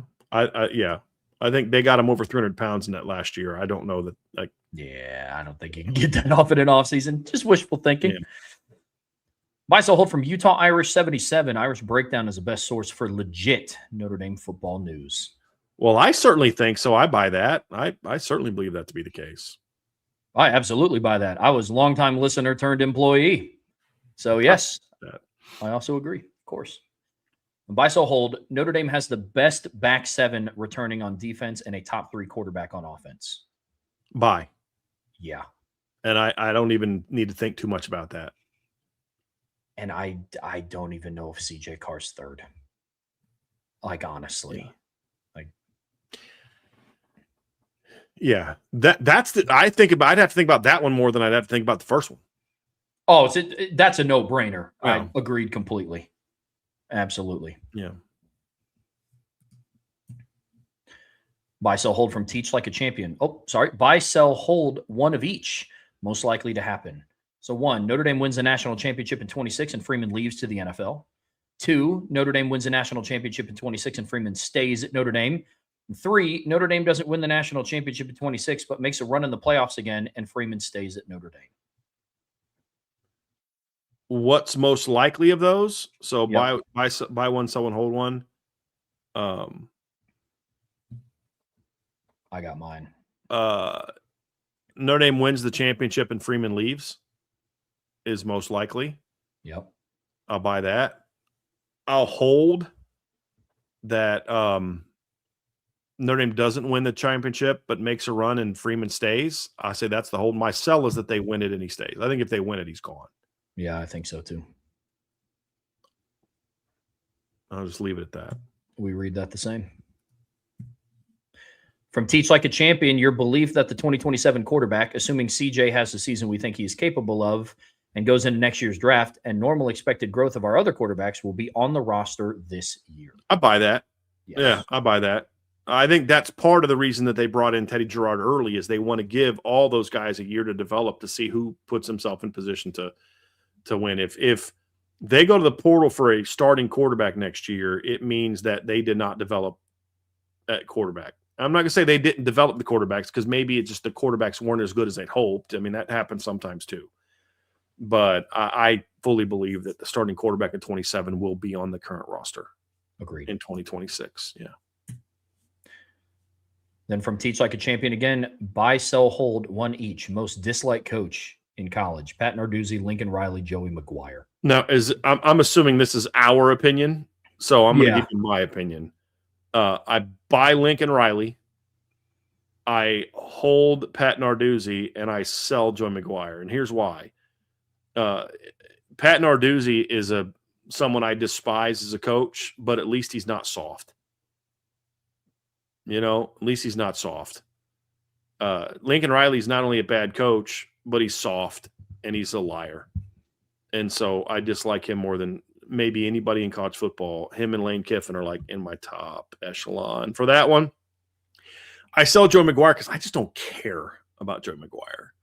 I don't care enough to have any feeling about him beyond annoyance. Yeah. Enjoy your 5 minutes, brother, because no one's going to know who you are in 2 years. I was about to say, Buddy got his 5 minutes and then threw up a bagel in the college football playoffs. He scored as many points in the quarterfinals as Notre Dame scored in the quarterfinals this year. Yeah. His offense scored as many points in the quarterfinals as you and I's team did this year. The college football team you and I have.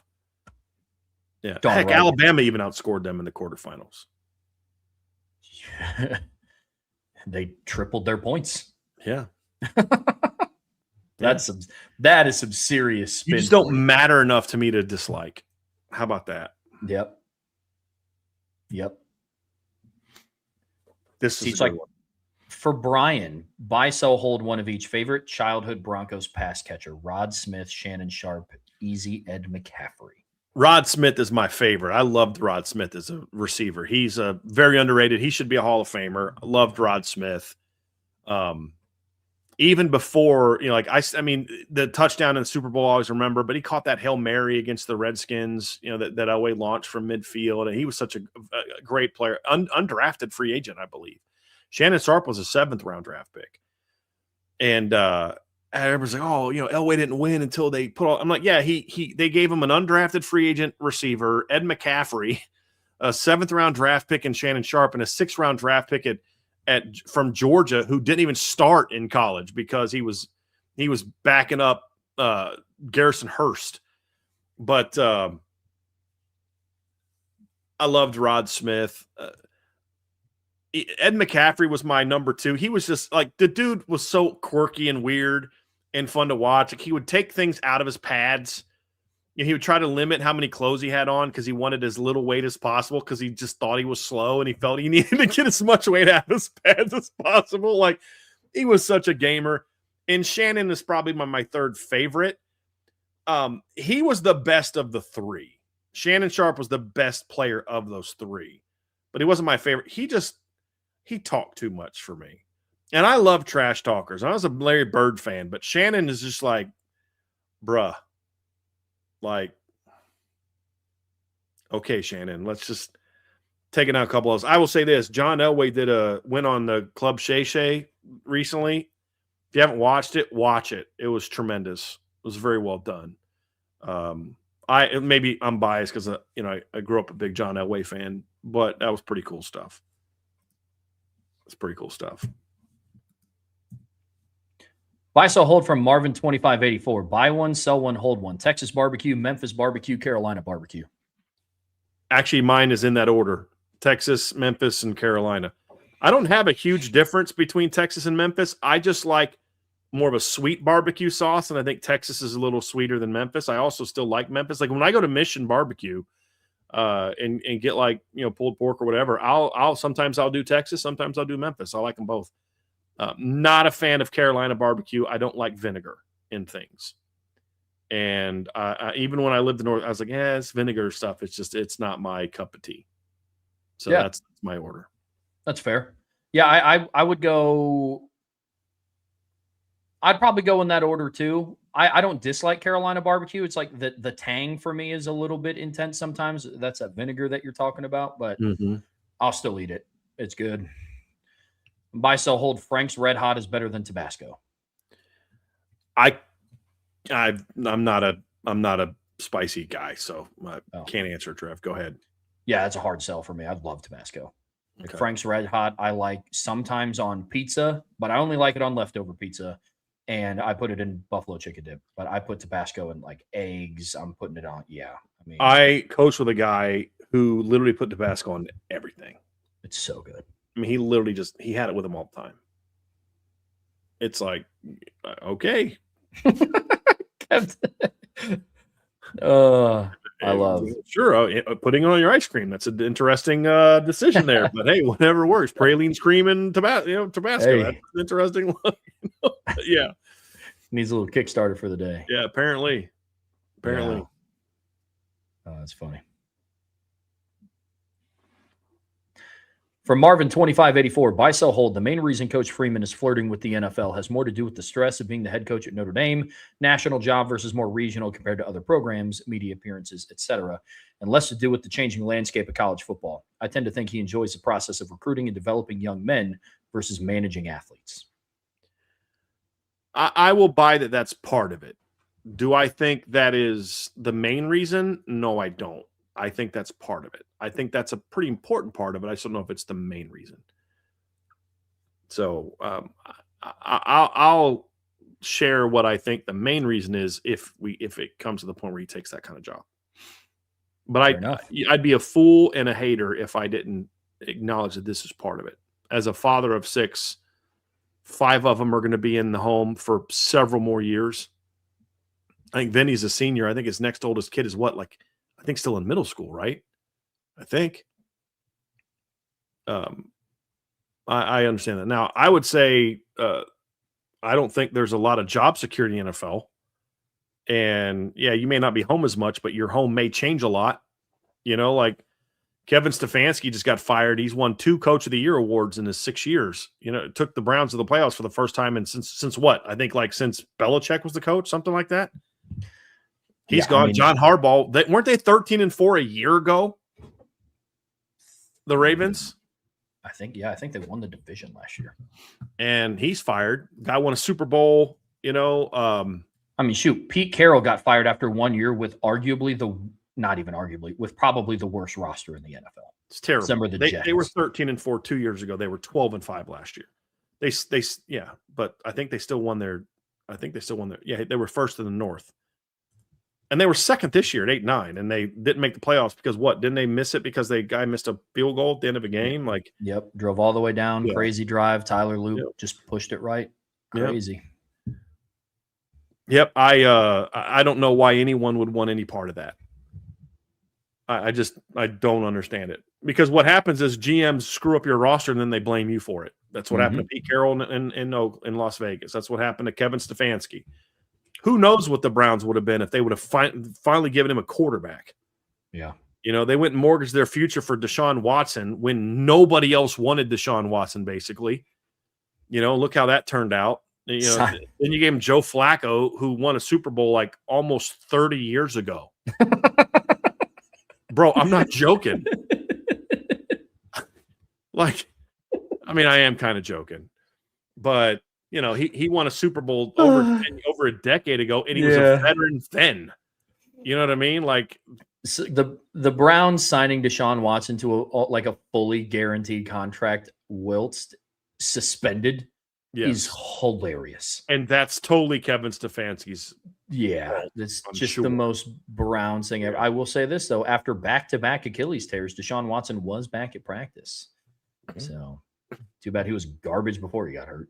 That's right. No one has ever sabotaged well, I shouldn't say no one. There are very few guys who sabotage their careers more than Deshaun Watson did. Yeah. Yeah, it was absurd. Just so dumb. Absolutely nuts. I wish the NFL could fire owners. Yeah. Like, I wish the league had clauses like, look, if you do this, this, and this, if you're this bad for this long and you don't spend this amount, blah, blah, blah, like, we could revoke your franchises. I wish they could do that. I really do. I really do. Let's see if we can get it declared. There we go. From Domer Grizz, buy, sell, hold for 2026. The staff should pay guys what they'll be worth in 26 rather than what they're worth in 2025. For example, Mukum was set to be a huge contributor, if not a starter, so they should have paid him like one rather than the limited rotation guy he was this past year. No, sell, because it's neither one of these things. There's got to be a middle ground. There's got to be some level of, hey, man, you didn't play last year, and so we're not going to pay you like a starter now, but we're also not going to, since we expect you to be a starter, not pay you like what you were last year. There's got to be a middle ground. So you don't give him a pay cut, you know, because he didn't play last year when you're expecting something from him. You say, look, man, I know schools are offering you this. This is what we're going to offer you. We expect things from you, but this is where we're at. There's got to be middle ground. You can't pay everyone off of what you project them to be. You also shouldn't pay everyone over what they were with no conversation for more, because that's also hypocritical. You don't do that. There's guys that redshirted last year, they gave pay raises to because they think they're going to be good players. So they do that with some players. Some they don't.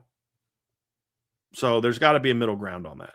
Agreed. And from just strictly a financial perspective, that's a lot of risk. What if Mukum gets hurt? Like you pay him what he would. But you're doing that with every player. You're doing that you're projecting every player of what they might be in 2026. I just think, like, I get what you're saying, but you got to be smart. I mean, absolutely. Sometimes you got to say, hey, look, we have to risk losing this player because we can't afford to pay everyone off of what they may be. Mm-hmm. Absolutely. Domer from the boot, buy, sell, hold. There will be more staff hires this offseason. Yeah, because you said staff, and I take that as all staffs.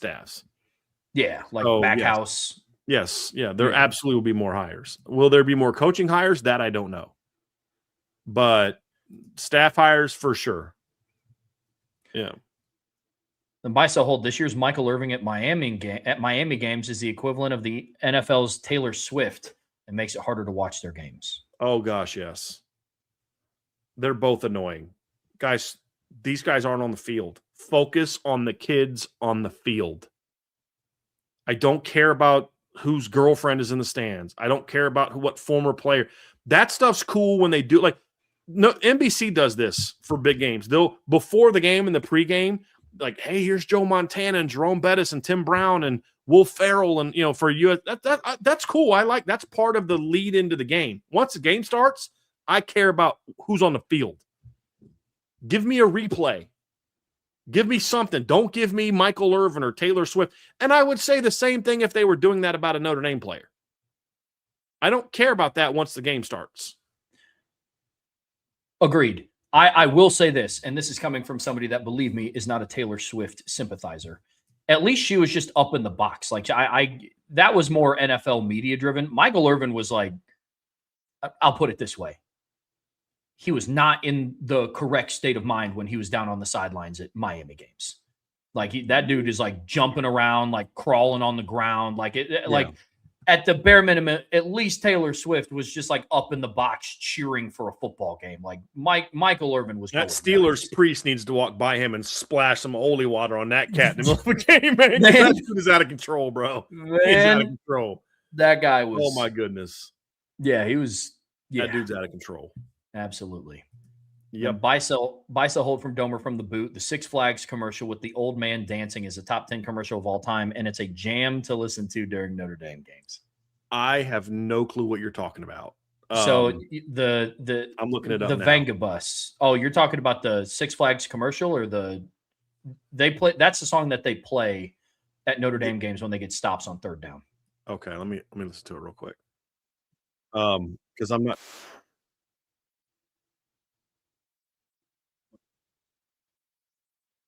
Well, that was weird. Yep, there you are. Okay. That is not a top 10 commercial of all time. And that is actually pretty terrible. I'm watching it right now. Yeah. Yeah. No, that's not a top 10 commercial all time. But I'm selling it just because it's not a jam to listen to at Notre Dame games. I hate that song. Yeah. I'm gonna have to sell that, my dude. I appreciate you, but I can't go there. I never saw that commercial. I've never lived anywhere near a Six Flags either, so that's probably part of it as well. I imagine it's probably a regional-ish type of. I don't know, maybe. I've never been to a Six Flags either. I'm with you. Buy sell hold from AST12321. The order the Notre Dame fans should root for in terms of what would be best for Notre Dame's future recruiting is Oregon, Ole Miss, Miami, Indiana. But because we can't ever root for Miami, we should want IU to win more than a Miami if push came to shove. I'd flip Ole Miss and Oregon, so I'd sell it because I'd flip Ole Miss and Oregon, to Trevor's point earlier. I think Trevor made that point perfectly. I don't need to add to it. I would, the rest of it, I would say, yes, I would rather Miami win it than Indiana. Trev, I'm sure no one wants that to be true more than you and Vince. Yeah. But I thought I did IU, and then I met Vince D'Addario. Yeah. And you realize, wow. And I was like, I've said this before. I thought I was a big fan of Notre Dame until I met like big fans of Notre Dame and realized, dude, I'm not as big of a fan as I thought I was. This cat mows Notre Dame into his yard. This guy's entire basement is built around like Notre Dame Stadium. Like, I am not nearly as big of a fan as I thought I was. Yeah, like, bro. You know what I mean? Like, holy moly. I thought I did not like that. Yeah, I thought I did not like IU fans. And then I met Vince, and I was like, am I an IU fan compared to Vince? I was like, I might be. I was like, oh, boy. You're a borderline fan compared to how your hatred of Indiana compares to Vince's. There's no question about it. Yeah, it's impressive. Yeah.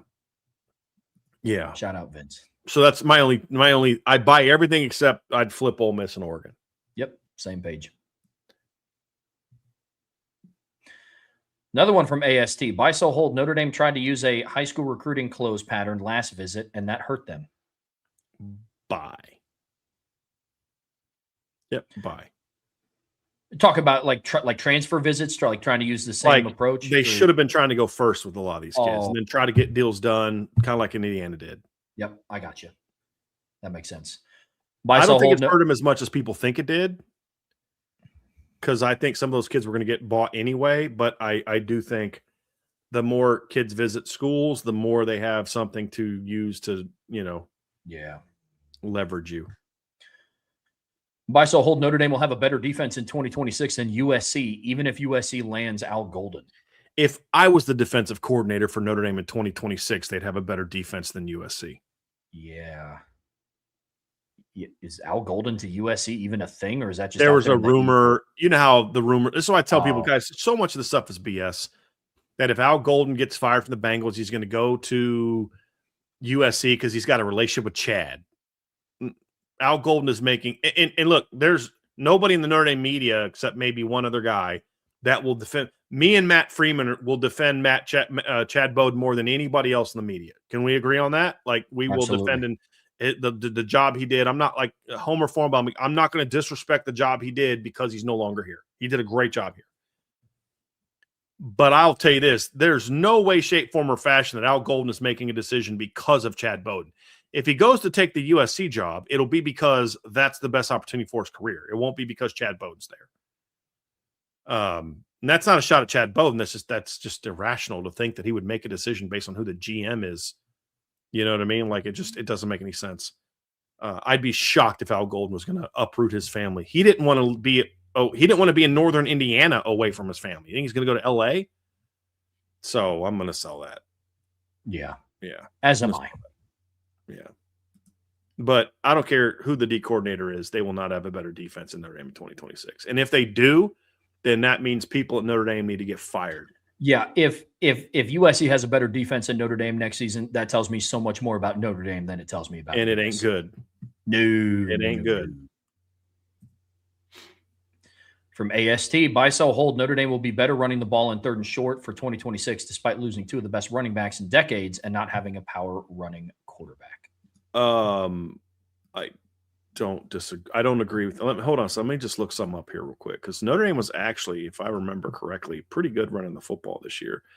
Let me pull this up. Notre Dame. So I'm working on some breakdowns for the season, and Notre Dame this year on 3rd down total. I did not. Let me find. Did I do that for all of it? Give me a second. I'm gonna try to find this and look up Notre Dame's because I have my offensive breakdown sheet. So let me go find run game. Do I have all of them there? Okay. So if you go, let's go distance. I'm gonna sort that ascending, and I'm gonna go a sort down and distance by there because I have every play broken down. So Notre Dame in 3rd and short this season was, let's see what their efficiency number was. They had, so 3rd and 1 to 3. So they had 4, 5, 6, 7, 8, 9, 10, 11, 12, 13, 14, 15, 16, 17, 18, 19, 20, 21, 22. 22 carries. 2, 3, 4, 5, 6, 7, 8. They actually were terrible on 3rd and short. So I take that back. I take all of that back. They were terrible on 3rd and short this year. So yeah, bye. Because I think at the end of the day, 3rd and short is about your offensive line, not your quarterback and your running back. Your quarterback and running back can mask that. Riley did that, but it comes down to the offensive line. Agreed. They were a lot worse than I thought that they were. They were on 3rd and medium than they were on 3rd and short from an efficiency standpoint. Like they had, let's see here. They had on the season, they had 1, 2, 4, 6, 8, 12. They had 12 carries between 3rd and 4 and 3rd and 7. How many did I just say, Trev? Did I say 12? How many carries? Okay, 3, 4, 5, 6, 7, 8. They were 10 of 12 converting efficiency. So that doesn't always mean first down. If it's 3rd and 10 and you gain 8, I call that an efficient run if you go for it on 4th down and get it. If you go for it on 4th down, it puts you in a position on 4th down to get it. So I have a different strategy. They were 9 of 22 on 3rd and short. What does that tell you? 3rd and medium and long has more to do with the running backs than it does the offensive line. 3rd and short has to do with the offensive line. That ain't good. You said 9 of 22? 9 of 22. Ooh. And they had 1, 2, 4 of the 22 were negatives. And then 6 of the 22 were 0. Now, these are only first team runs. I took out backup. I took out, garbage time-ish, quote, runs. That's what the first team offense on the field. They had more plays of 0 or minus than they did 10. then they had success. With Jeremiah Love and Jadarian Price at running back, and I'm supposed to believe that the offensive line coach is one of the best in the business. Okay. Buy, sell, hold again from AST. Chris Ash takes a promotion and not a promotion after 2026. I like the way that he phrased this. So what he's basically saying is Chris Ash is going to do a great job in 2026, and he's actually going to get a promotion, not a quote-unquote promotion where Marcus Freeman goes and gets him a job somewhere else, like Brian Kelly did with Charlie Molnar and like Urban Meyer did with Everett Withers, right? You don't leave you're not the OC at Notre Dame and you go take the UMass head coaching job, and you don't leave being the D coordinator at Ohio State who went 13-1 to go become the head coach at JMU when they were FCS because you had a job at Ohio State or Notre Dame to go back to. You know what I'm saying? Like, and I think that's what he means by quote unquote promotion. I agree. I look right now, as long as Chris Ash looks at what they did the last 7 games and says, we need to do more of that, I think his defense is going to be outstanding next season. Absolutely. And that'll get him opportunities to go either be an NFL defensive coordinator or a head coach somewhere or something like that. I buy that. Absolutely. Absolutely. From AST, buy, sell, hold. Freeman was way more hurt by Notre Dame getting screwed by the committee with a team he knew could win a title than the fans were. And if Notre Dame makes a deep 2026 playoff run, some of the concerns of him staying at Notre Dame go away. I'm going to hope by that, but I don't think that's the case. I'm going to hope by it, though. Yeah, I am. Same page. I hope that over the next year, Marcus Freeman gets back to loving the idea of being a long-term guy at Notre Dame, because I used to think he was that way. Because I do think he's perfect for this institution in a lot of ways. Not every way, but in a lot of ways. And he's only going to get better and better and better in those instances, in my opinion. Agreed. From Poe Welch 84, buy, sell, hold. GM Mike Martin has made unforced errors in his handling of bringing players in from the portal and how he handled some Notre Dame players that have left for the portal. Buy. And I'm not going to get into why because I want to let the process play out. But yes, so far that is absolutely a buy. No question. No question. From David Quinn, the decision to not be the first visits of high sought-after transfers seems players are chomping at first visit. Hard sells are winning. Yeah, I buy that. That's similar to the question we had a few minutes ago. I do think that the strategy they use in recruiting in high school is different than the strategy that they use in recruiting. And you have to look at visits. You have to look at portal visits like you look at unofficial visits. You want to be last with the officials, but you want to get a kid on first and early in other situations. Yeah. So it just got announced that Scrap Richardson also is jumping in the portal, another talented young player that is not going to get developed at Notre Dame. So that's very unfortunate. But yeah, anyway, I absolutely buy this. From Carson Jackson, buy, sell, hold. Damon Wilson out of Missouri is a, quote, take no matter what type of player if he wants to come to Notre Dame. Hard sell. Hard sell. I honestly have no use for mercenaries. I have no use for guys who only care about getting the bag and not about winning and being part of something great. I don't. There's nothing about Damon Wilson that makes me think he gives one rip about being winning a championship. Because if he did, he wouldn't have left Georgia to go to Missouri. You know what I mean? So sell this. And plus, Notre Dame's going to be just fine in their starting defensive line next year. Just fine. Yeah, especially at edge. Absolutely. Yep. The buy, sell, hold. Caden Finley should be next up at boundary and let Cam Williams keep most of his work to the field, or maybe even some slot work for mismatches. Not right away. I think if Caden Finley and Micah Gilbert both have great off seasons, then sure, I think you can get Cam to be moving more of a field piece. I don't think ideally Cam is a boundary receiver. I think ideally Cam is a Z, but you got Jordan Faze on there right now. If I got my way, Cam is going to be doing multiple things. Yeah. Boundary, outside, maybe some slot stuff. I'd love to see Cam Williams get a chance to run a slot fade where it's just mano a mano. Am I faster than you or not? Like I would love to see that. Love to see that. And I really hope, honestly, who could have the biggest impact on Cam Williams becoming a difference maker next year? It's not other than Cam Williams. It's not Mike Brown. It's CJ Carr. You guys are boys. I'd be all over Cam every day. Hey, man, get up. We're going to work out. You know what I mean? Like, I think CJ could have a big role in that. 100%. Yeah. Buy, sell, hold from MT Irish. It's time for Brian to stop referencing the University of Montana when talking about great FCS teams and talk about the new national champion, Montana State. Go Cats. You're correct. I'll try to remember that in the future, MT Irish. That was a heck of a game. Like, that was probably more entertaining than any of the playoff games so far at the FBS level, to be honest with you. I would encourage you to go back and watch it if you haven't watched it, Trev. It was a heck of a game. I'll have to go check I it think out. it was Illinois State, Illinois State and University and Montana State. Heck yeah.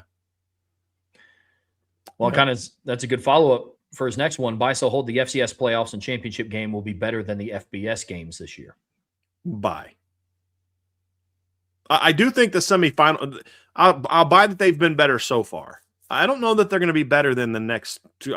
I think I like these matchups. I think these are going to be two pretty good football games in the semifinals. Like, take out my feelings about Notre Dame should be in it. Just look at the matchups. Oregon, Indiana is going to be a heck of a matchup between two really good football teams. You know, and then Ole Miss and Miami is a matchup between two really good football teams.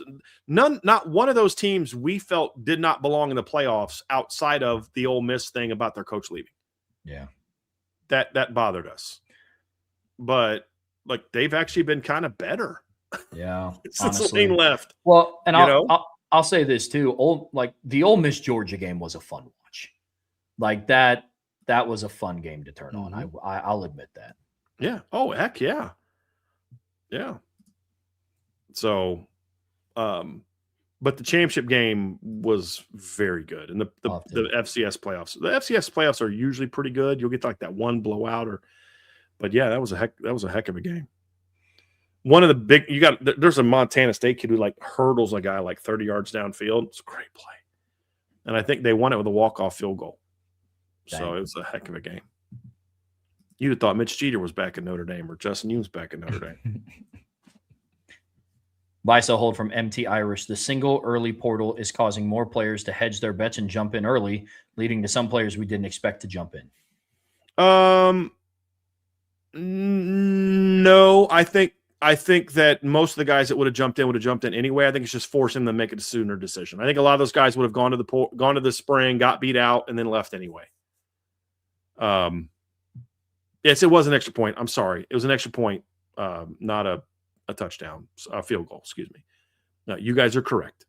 But I think those guys would have jumped in anyway. They're just all doing it now as opposed to, which I think is better for your team. Know who you have. That's my basic. I just want to know who I have. I want to go into January and know who I have. I don't want to have to spend all this time coaching a kid up and then he's number 2 on the depth chart, so he bounces in May. So, no, I that's kind of, yeah. Same page here. Yep, absolutely buy that. So yeah, and then there was one that came in late. This is from that's the last of it. There's one that came in late. It said, I suspect I'm from Algonquin Irish. I suspect I'm too late, but interested maybe for next week. But he says, buy, sell, hold in the new chaotic portal environment, player got to get on the field. If we can't keep players in the program long enough to develop, we need to get young players on the field immediately. Increasingly, portal players who aren't going to be impact starters will lead to even more transfers.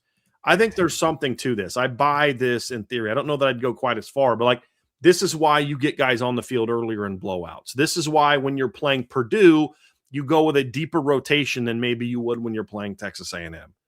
This is why you do certain things on your football team. Now, some position groups are doing that, and we're seeing that. But first of all, as fans, we've got to accept the fact that Notre Dame, like every other team, is going to lose players to the portal, and there's absolutely nothing you can do to stop it. You're going to lose players in the portal. There's players you're going to push into the portal. Not every kid that jumps in the portal, like, what are we doing? Some of these kids jumping in the portal were told by the GM, we don't have a spot for you, or you're not going to play for us. It wasn't their choice. It was Notre Dame's choice. That's the new reality of college football, because the more players you have on the roster, the more players you got to pay. And I don't love that mentality, but that's the new world we're in. All these, I'm for the player standpoint. How about them apples? Now kids are losing the chance to get an education at Notre Dame because they're being forced out because of these stupid rules you guys have come up with. Well done, morons. Well done. Does that mean I want to go back to the old system? No. But you don't make this kind of change without taking the time to make sure that we've got a system set up properly. And this was all thrust on the college football world by the courts all at once. Now, I'm not blaming the courts entirely. Your resistance to this being a reality for decades, NCAA, is why we're here. So it's very frustrating. But yes, you need to do more things where you're getting guys on special teams more. Red shirts just needs to not be as much of a thing. You're not going to have very many fifth-year players outside of your lines. You're not going to need to. What's the point of red shirting a? Are you going to bring back a fifth-year safety who wasn't good enough to go to the NFL unless it's a unique situation where, like he moved positions like a Xavier Watts, where he spent the first 2 years playing another position, a Cam Hart where he spent those guys are rare in today's era. So why redshirt certain guys? Play them on special teams, get guys in. But at the end of the day, you can do all those things and you're still going to lose guys. It's just the reality. 100%. We have to be able to accept that. And it's not always up blame the coaches for what they're doing. Notre Dame at a lot of positions plays a pretty deep depth chart. They didn't do as well as they should have a receiver. But they played nobody after the first two running backs, and none of those guys transferred. I mean, Jabron Payne left, but that was always he wasn't going to get brought back. You know what I mean? Yeah. The D-line plays a ton of guys, and they've had guys leave. The secondary plays a ton of guys, and they've had guys leave. Well, not all those guys left because they wanted something better. Some of those guys left because they were told, you can't play for us. Facts, including a freshman. So you got to understand that this is just going to happen until the rules change. Just going to happen. Very fair. Which means two rules. This isn't all about protecting the schools. One rule is changing the portal, and I'm willing to accept the one-time transfer. I'm willing to accept that. I would maybe say, could you do it to where they can't, you got to stay at least 2 years. I mean, whatever. I'd say just one time, just make it so you get one free transfer. The other part of it, though, is if you sign a player to a scholarship, he is guaranteed a 4-year scholarship, barring him breaking a set of rules that you have as a school. You have to put in place rules that cost you your scholarship. Don't qualify academically, you get arrested and convicted. I mean, there's all these things that you said. You do this, you lose your scholarship. Otherwise, I'm guaranteed. So you can't walk into a kid's room and say, you can't play for us anymore because you don't have a spot. Bull crap, I have a 4-year scholarship. You know what I mean? That should be the thing to protect players. You can't force a kid into the portal. I want to stay and get my degree. But then there needs to be things where kids just can't jump into the portal every friggin' year. So until those rules change, then this is what we're going to get. Yeah. This isn't just the player. Guys, let's be real. It's not just the agents. It's not just the players. It's also, there's a lot of coaches and teams doing some really shady stuff right now. They've always been this way. That's why I was never like, oh, these poor coaches and schools are just so being taken advantage of. Bullcrap. You're the reason we're here. But that doesn't make it right. That doesn't make what we're seeing now right. Just because you guys have been doing this bullcrap forever doesn't mean that this is now okay. They're both wrong. Let's fix the system. Last one here. We got a super chat. Super chat from Ryan Miller. Appreciate you, man. Does any of the portal stuff have to do with Notre Dame's admissions department being slow and figuring out if players have the credits to get in? No. The admissions department has been, from what I've been told, has been working pretty quickly to let them know, this is not a kid that we're going to be able to work with. Or, hey, I think we can work with this kid. We need a little bit of time to figure out the specifics, how it's going to work, but we think this kid can be brought in. And here's the other thing. You've had a month to have an idea of what you guys are going to do and get all your ducks in a row. So there's a lot of people that want to blame, oh, admissions isn't letting this kid, and that kid should be let in. This is what we do as Notre Dame fans, right? And I'm not saying Ryan, but we always look for excuses of somebody else to blame besides the leadership of the football program, because that makes it easier. I can accept that if it's not their fault. But when it's like, but maybe our guys aren't doing the right thing, that can be harder to accept. So I get where you're coming from, Ryan, but that's not really it. Yeah. That's not very really fair. It. So that'll do it, Trev. Well, good deal. Folks, that'll do it for us here today on the Irish Breakdown Podcast. Brian and I will be back tomorrow at 1 p.m. to continue talking about some of the, I believe we're doing Replace and Reload next. Yep. I think we're going to be talking running backs tomorrow. And then, of course, any news that's breaking between now and then, we'll talk about as well.